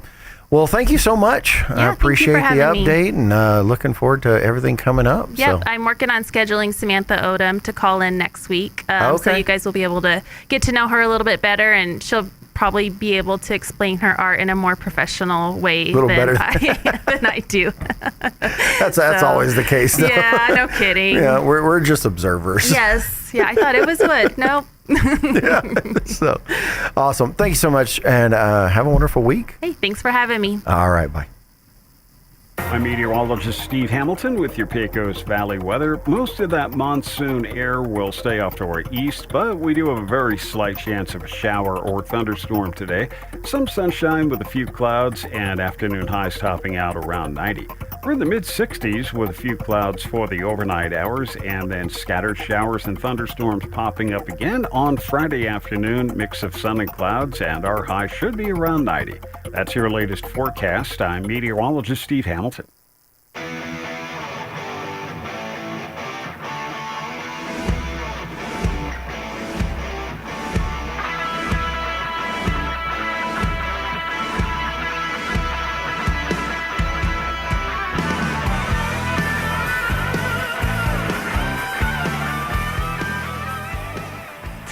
Roswell. Celebrate America's 250th birthday with massive savings and more for your trade during the Red, White, and Blue Book sales event at Roswell Ford. Actually, we really don't need a Blue Book. We need your trade, and we need it right now. We'll do whatever it takes to terminate your current loan or lease, even if you owe thousands more than it's worth, regardless of make, miles, or condition. So you can upgrade to a new Ford or quality pre-owned car, truck, or SUV and get massive savings with no payments for 90 days. Worried about your credit? Don't sweat it. Roswell Ford has partnered with more aggressive lenders that will push to approve your credit, even if it's less than perfect. Lower prices, exceptional trade-in values, and a better buying experience. Get on board at Roswell Ford, 821 North Main Street in beautiful Roswell. Call 575-623-3673 or online at roswellford.com. No payments for 90 days. Interest accrues from date of sale, subject to lender approval. Hey, Mark. Morning, Sam. Having the house remodeled? Nah, I got termites, and they're chewing the place up. Welcome to the neighborhood. I've got them too. Really? Yeah, just had a termite treatment put in. You did? I didn't see a lot of digging around your house. That's because I went with the Centricon termite colony elimination system. It's a lot easier to install than what you're doing. They just place bait stations around the house, and then the termites share the bait with each other until the colony is gone. No digging, no chemical solution, just simple protection that's environmentally responsible. Wow. Yeah, I even got a green chemistry award from the EPA. Centricon, huh? I'll be right back. Hey, where you going? Tell these guys to stop digging. I'm getting Centricon. Call Bob Reed Pest Control today for all of Southeast New Mexico. 575-623-5344. Don't miss the big savings this week at Finn's Country Market in Artesia. Select bags of Multi-Mill cereals are $3.98 each, and select gallons of Red Diamond iced tea are 2 for $6. In produce, large Hass avocados are 2 for $3, and juicy cantaloupe are $1.99 each. In the meat department, family packs of choice boneless beef bottom round steaks are $5.49 a pound, and whole fryers are just $1.19 a pound. These are just some of the savings this week at Finn's Country Market in Artesia. It is much easier to prevent business fraud than to clean up the damage after fraudulent activities. First American Bank is committed to introducing the newest technology and treasury management solutions. With First American Bank as your business partner, we can help you with our recommended fraud prevention products and best practices to proactively keep your business finances more secure. Talk to a banker today to find out more. First American Bank, your local first community bank since 1903. Member FDIC. Forest Tire is like that friend you can always count on, there when you need them most. Your go-to for dependable performance mile after mile. When your vehicle has to work as hard as you do, you need tires you can trust. What you need is a tire that can keep up, like the exceptionally long-lasting Michelin Defender tire. With an 80,000-mile warranty and the safety you expect, you can lose track of the miles and focus on what really matters. The memories made along the way. Stop in today. Forest Tire, keeping you rolling since 1944. Tired of waiting at the dealership? Artesia Ford Sales brings expert Ford mobile service right to your home or office in Artesia. Our certified technicians perform oil changes, tire rotations, brake inspections, battery service, fluid checks, and more, while you stay productive. Enjoy complimentary service at your convenience. No hidden fees for the visit. Same Ford quality and warranty, plus time saved for what matters most. For 60 years, our family has taken care of yours. Call Artesia Ford Sales today and schedule your mobile service.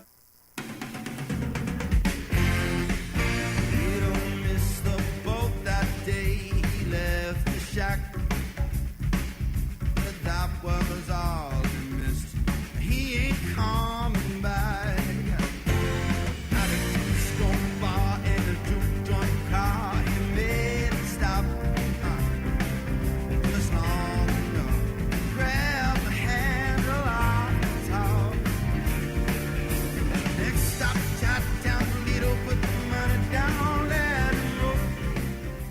All right, welcome back, Artesia. Hey, we're now joined via Zoom by Mr. Aaron Irving. How are you doing, man? I'm living the dream. How about you? I bet, just, that financial economic master dream, All right. No, we're doing good over here, man. Busy, getting ready for fair. Super excited for next week. I'll be off the air. I'll be gone all next week. Okay. I got to go hustle sheep and bands and, booths and all kinds of stuff next week. So that was fun. Yeah. So, what do you got? You got a joke for us this morning? Yeah. Do you want a longer story joke or a shorter story joke today? Oh, let's go with the longer story joke. I got plenty of time today. All right. It was the summer of 1901. It was a small town in western New York. Nestled in a small valley, the town of Alfred was dominated by a church with a massive bell that would ring every day at the top of every hour for several minutes on end, from sunup until sundown, much to the ire of the inhabitants. One fateful night, the bell disappeared. Distraught, the pastor of the church appealed to the townsfolk for help, but to no avail. No one would help. Why would they? For the first time in their town's history, they now had peace and quiet for their daylight hours, instead of the deafening roar of the bell reverberating throughout the valley. Nevertheless, the pastor, the mayor, and the local constable were determined to get to the bottom of this. A crime was a crime, and something as valuable as that very large bell being stolen was not to be taken lightly. But the three of them couldn't figure this out alone. It was a small town. Nobody would comply with the investigation. Everybody knew who they were. They needed help from outside. They summoned an inspector up from New York City. Wanting to remain inconspicuous, he arrived in town and got right to work, interviewing each of the town's 100 or so citizens.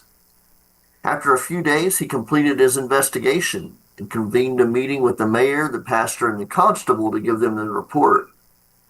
I saw the mystery, Mr. Mayor, said the inspector. And Father, I'm afraid your bell has been destroyed. What? The pastor said aghast. How can you be certain? It wasn't hard to get them to talk. I just had to mention how nice and quiet this town was, and pretty much every one of them was happy to tell me this story about how it wasn't always until just recently. You see, not one of them was fond of that annoying bell. No offense, Father. I can understand the desire for the solace and peace and quiet, lamented the pastor, but to destroy one of the Lord's tools for spreading his word? Who would do such a thing? That's just the thing, the inspector said, retrieving a long, thin bronze shard and tossing it onto the mayor's desk with a clatter. Every single person was proud to be carrying one of these. Is that what the pastor? Your bell, answered the inspector, and pretty much everybody in town had one. I bought this one off the baker. Even the haberdasher, the mayor asked. The inspector nodded. The flower girl, the tailor, the mayor asked, grasping. The inspector nodded as well. Even Mo, the mortician, bemoaned the pastor. He seemed happiest of them all, Father, the inspector said bluntly. The constable scoffs. Well, I can't very well go around and arrest everybody in the town. That would be madness. Was there anybody in town who didn't partake of this crime? Well, there was one man. The inspector looks out the window towards a small shack on the edge of town. Who lives in that house down over there? That's old Henry's place, explained the mayor. Old Herman is nearly deaf, keeps to himself for the most part. He was the only one in town I talked to who didn't seem to notice this town even had a bell. I reckon he's the only one here outside this room who had no part in this farce. The four men looked around at each other and immediately knew exactly what to do. The next day, the mayor had the entire town meet inside the town square for an announcement. As we all know, he began, a certain instrument of our local church has gone missing. A few members of the townsfolk cheered and clapped. And after much investigation, we have determined that each and every one of you is guilty, at least in part, from this heinous crime. The crowd remained still. Do not fret, because what is done cannot be undone. None of you shall be punished. The crowd visibly swayed in relief. However, one of you has been found to be innocent, and he shall be rewarded. The mayor spots his quarry at the back of the crowd. Old Henry, can you come up here for a moment? With some assistance from the crowd, the shy, disheveled older gentleman meekly makes his way through the part in the mob and steps up next to the mayor. Mr. Henry here was the only one among you who was not found in possession of a piece of the Alfredtown bell. Therefore, I would like to award you, good sir. The mayor hangs a hefty medallion around the hermit's neck. The very first Alfred Nobel Peace Prize.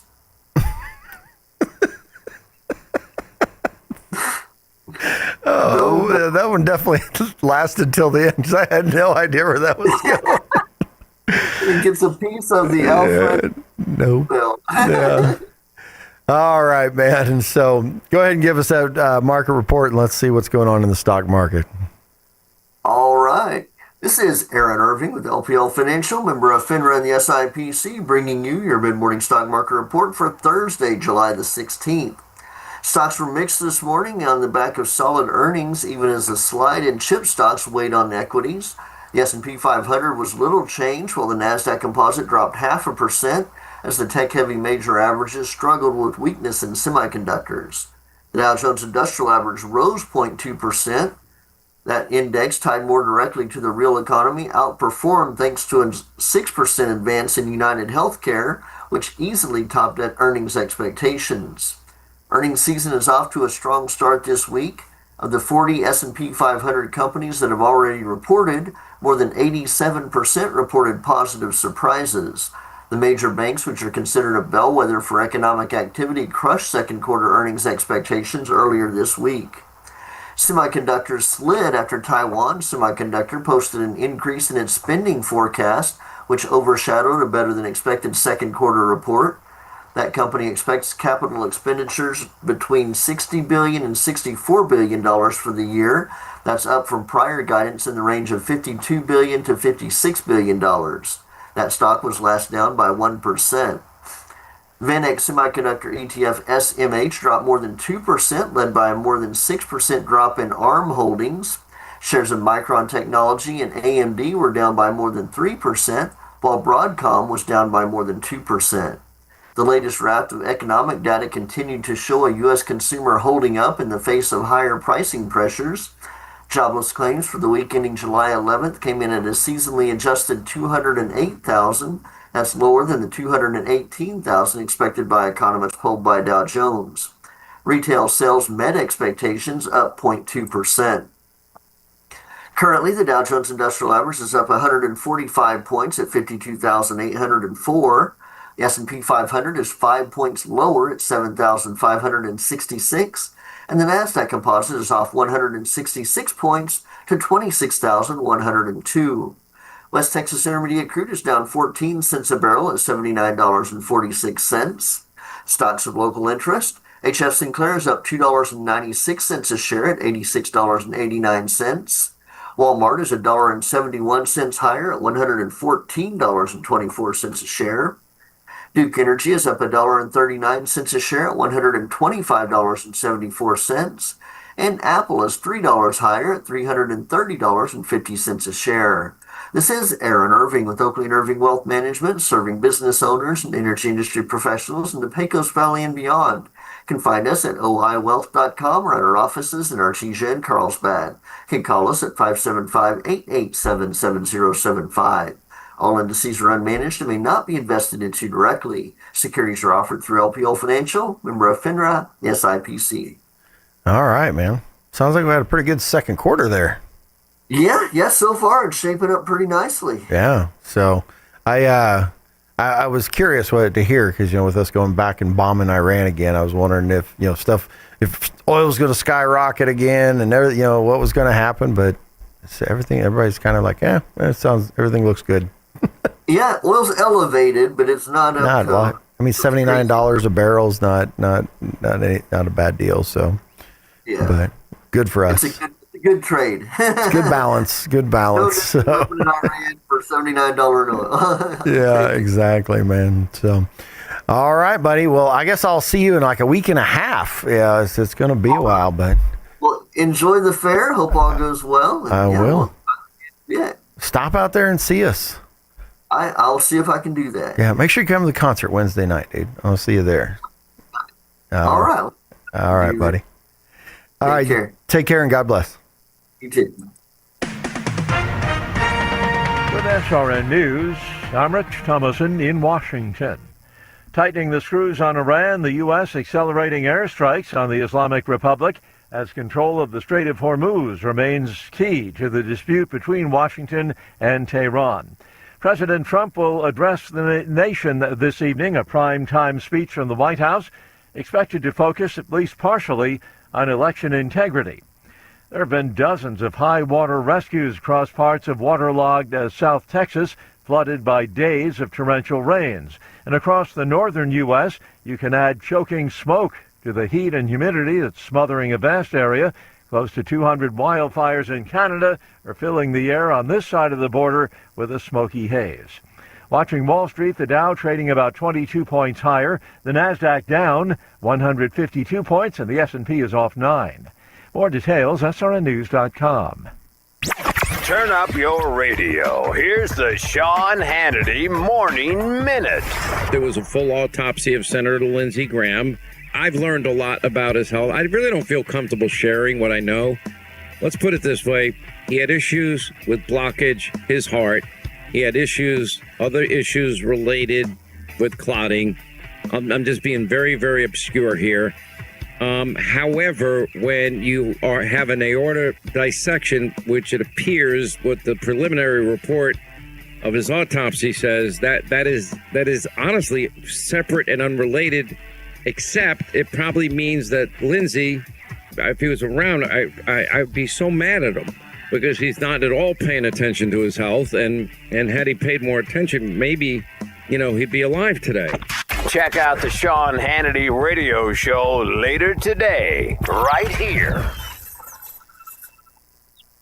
So our friends at Consumer Reports just did a massive survey of all of the wireless brands in America, and only one company received 5 out of 5 stars in every category. And by the way, it should not surprise you, that honor goes to Pure Talk. Coverage, 5 stars. Support, 5 stars. Value, 5 stars. Data. Now, there is literally no reason that you're paying inflated prices for big wireless companies when you get superior service like I get from my veteran-owned company, Pure Talk. And the average family, they're saving over $1,000 a year. And don't forget, right now, Pure Talk is matching donations dollar for dollar until they hit $250,000 for America's Warriors Partnership, who are on the front lines of supporting our veterans. Make the switch. It's simple, it's fast, it's easy. You dial pound 250. You say the keyword save now, pound 250, keyword save now, from America's wireless company, a veteran-owned company, Pure Talk. Weather this hour brought to you by Southwest Bearing under new ownership. Custom solutions for your heavy equipment. Hydraulic hoses, hose repair, bearings, seals, sprockets, belts, tools, fluids, and fittings. I'm meteorologist Steve Hamilton with your Pecos Valley weather. Most of that monsoon air will stay off to our east, but we do have a very slight chance of a shower or thunderstorm today. Some sunshine with a few clouds and afternoon highs topping out around 90. We're in the mid-60s with a few clouds for the overnight hours and then scattered showers and thunderstorms popping up again on Friday afternoon. Mix of sun and clouds, and our high should be around 90. That's your latest forecast. I'm meteorologist Steve Hamilton.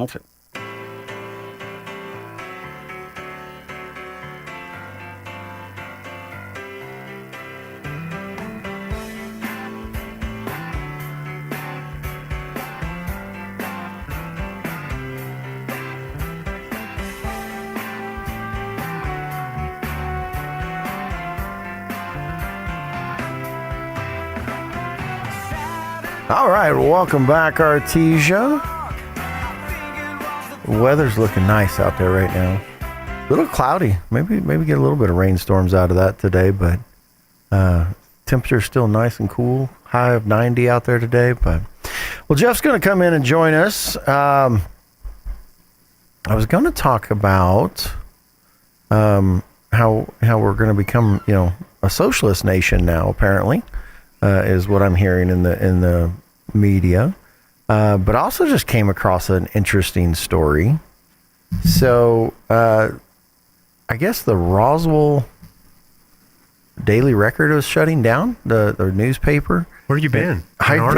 Yeah. We talked about it a couple of times this week. No. Maybe last week. And I guess somebody else bought it. The New Mexico News Group has bought it, and they're going to keep a newspaper going up there. So, yeah, interesting. It's interesting. Yeah, it's one of those things you think about, all the older means of communication, terrestrial radio, newspapers and stuff. All that kind of is kind of seeming to fade. Yeah. Like I know the Artesia Daily Press does stuff online, and so, but I think one of the killers of it is it's all subscription based and everything else, and most people are accustomed now to getting their news for free, and so you got to sell ads in order to keep this kind of stuff going. Also, when I was in Roswell at 106.5, and I know there's been management changes at the paper, but there were a lot of people that were upset because it wasn't news about southeastern New Mexico and Roswell. Yeah. It was picking up AP stories from liberal East Coast newspapers. And, you start giving CNN people the wrong... No one wants to... Yeah. If they wanted to hear that, they'd watch CNN. Yeah. And so a lot of that was in, and so there was a big drop in people reading it. Yeah. And then I think, they fixed it, or attempted to. They hired a new guy, replaced it, and it's just know your audience, as Mr. Knoll used to say. Exactly. Tone. Tone. If you miss the tone, you miss it all. Yeah. And know your audience. Well, so the whole democratic socialist thing is kind of boggling my mind. Yeah. Not just the stupidity of it, but the rapidity of it. It's like overnight. Yeah. Mom Donnie got elected, and it emboldened. Obviously, money is poured in. Oh, right? Yeah. So if you guys don't know, Democratic Socialists of America have existed for a long time. Yeah, but they've always been the side fringe group thing. Since they were able to, since the communists in the 50s and 60s. Yeah. And then all of a sudden it went from, no, we're not communists. We're socialists. Yeah. We're democratic socialists. Yeah. And now a bunch of them are like, no, we're straight up communists. Yeah. They're readily admitting it. I guess yesterday or day before yesterday, they had one of their secret calls. Of course, somebody got in there and recorded the whole thing, and so Fox News is playing it in clips, and it is so radical that it's kind of mind-boggling.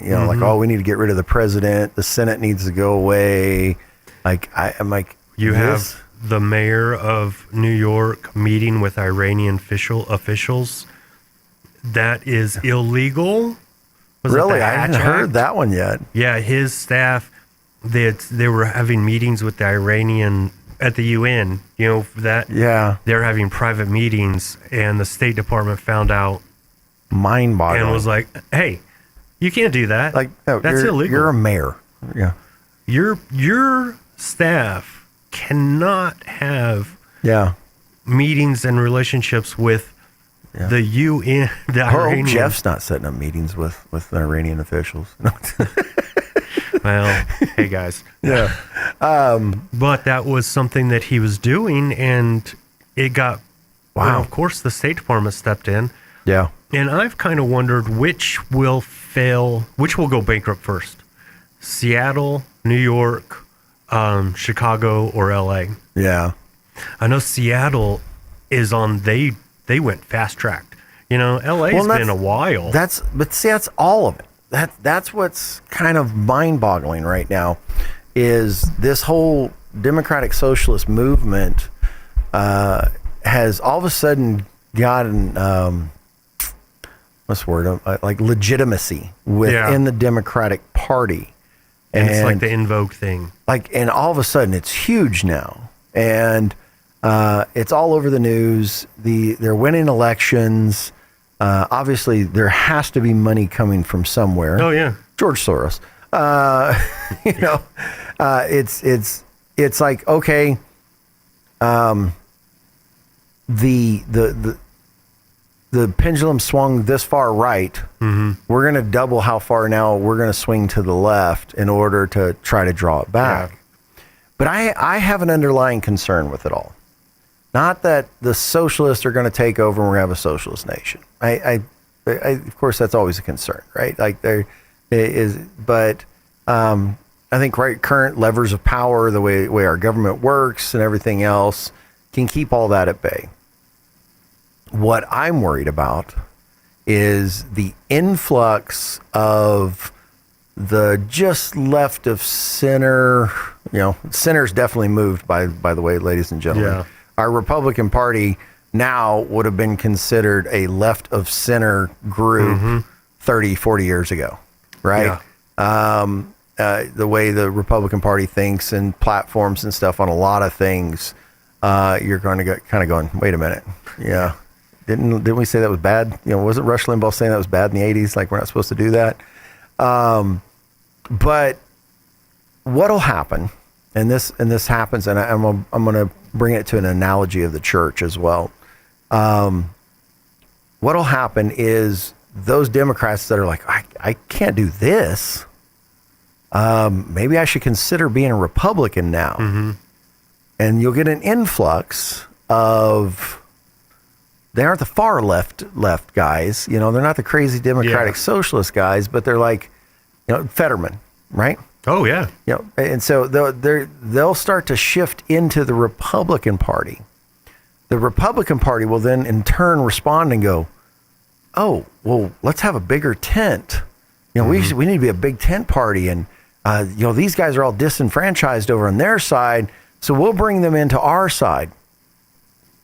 And in order to do that, in order to draw them in and appease them, I'm worried the Republican Party is going to shift further left. Yeah, they're going to start compromising. They're going to compromise on core values and platforms that will then just shift. The Overton window just keeps going left. Yeah. Right? I always like the analogy. I'm not sure where it came from, who said it first. It's like, you got one party that's wanting to drive off cliff at 100 miles an hour. The other one's like, no, we'll just do it at 10. Yeah. We'll approach the cliff at 10 miles an hour. We laid some speed bumps out there. No, who's going to turn the car around? Yeah. Let's slow this thing down. And I think that's a legitimate worry we need to have and we need to be thinking about, is because what you'll do is then those of us who are on the very right-hand side of the spectrum are going to get, well, maybe we don't need you as much anymore. We've got this group over here now.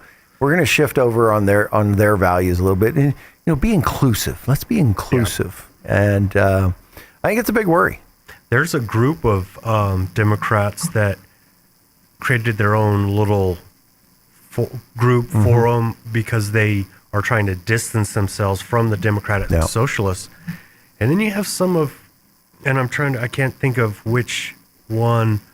Maybe most of, or a few of them, have said that they're under the Democratic Party so that they can take over. They're like, we need to run under the Democratic Party so we have a party. Yeah. And then we can move it into straight socialism. We can move it away from that. And so then you have the normal Democrats going, whoa. When Bill Maher is even saying he's going to vote for Rubio or Vance. Yeah. That's about as left-wing liberal for us growing up as you can think of. Yeah. He was just, but he's been calling out the Democrats for a couple of years, and now he's gotten to that point where. Yeah. Him and Carville, two big left-wing nuts, and they're both like, these people are nuts. So, you could see this same thing happened in the mainline denominations. Yeah. Right. The PCUSA, the UMC, all of the big mainline denominations, short of the Southern Baptist. You could see well, let's just to keep bringing these people in, and it just kept moving left, and then a lot of people were left out, and they're like, well, you went too far right. No, I stayed exactly where we were. Right. 50 years ago, and you left me. And so the party isn't, and so I see definitely a dynamic shift, and I wonder if people realize that they're living in a very, we're always in a historic time, right? Always. But I think this is going to be something talked about for decades, if not centuries, of a shift in American politics happening right now. Because it's funny, the MAGA movement, everybody's like, MAGA, MAGA, MAGA. Like, it went too far right. It really didn't. Right. It put on a veneer of a lot of things on the far right. But, let's be honest. President Trump, tweeted out before the election, I would not sign a national abortion ban. Right? So he's like, well, I'm just sending it back to the states. That sounds magnanimous. Yeah. Right? But that'd be like, it's in the same vein of going, well, I'm not going to oppose murder nationally. We'll let the states handle murder. No, man, like you're not taking a stance there. You're trying to appease people that are over here on the opposite side of you, so that you might draw them into your confederacy and say, hey, look, come join us, because I'm really reasonable on this thing. I'm not going to be hardline on anything.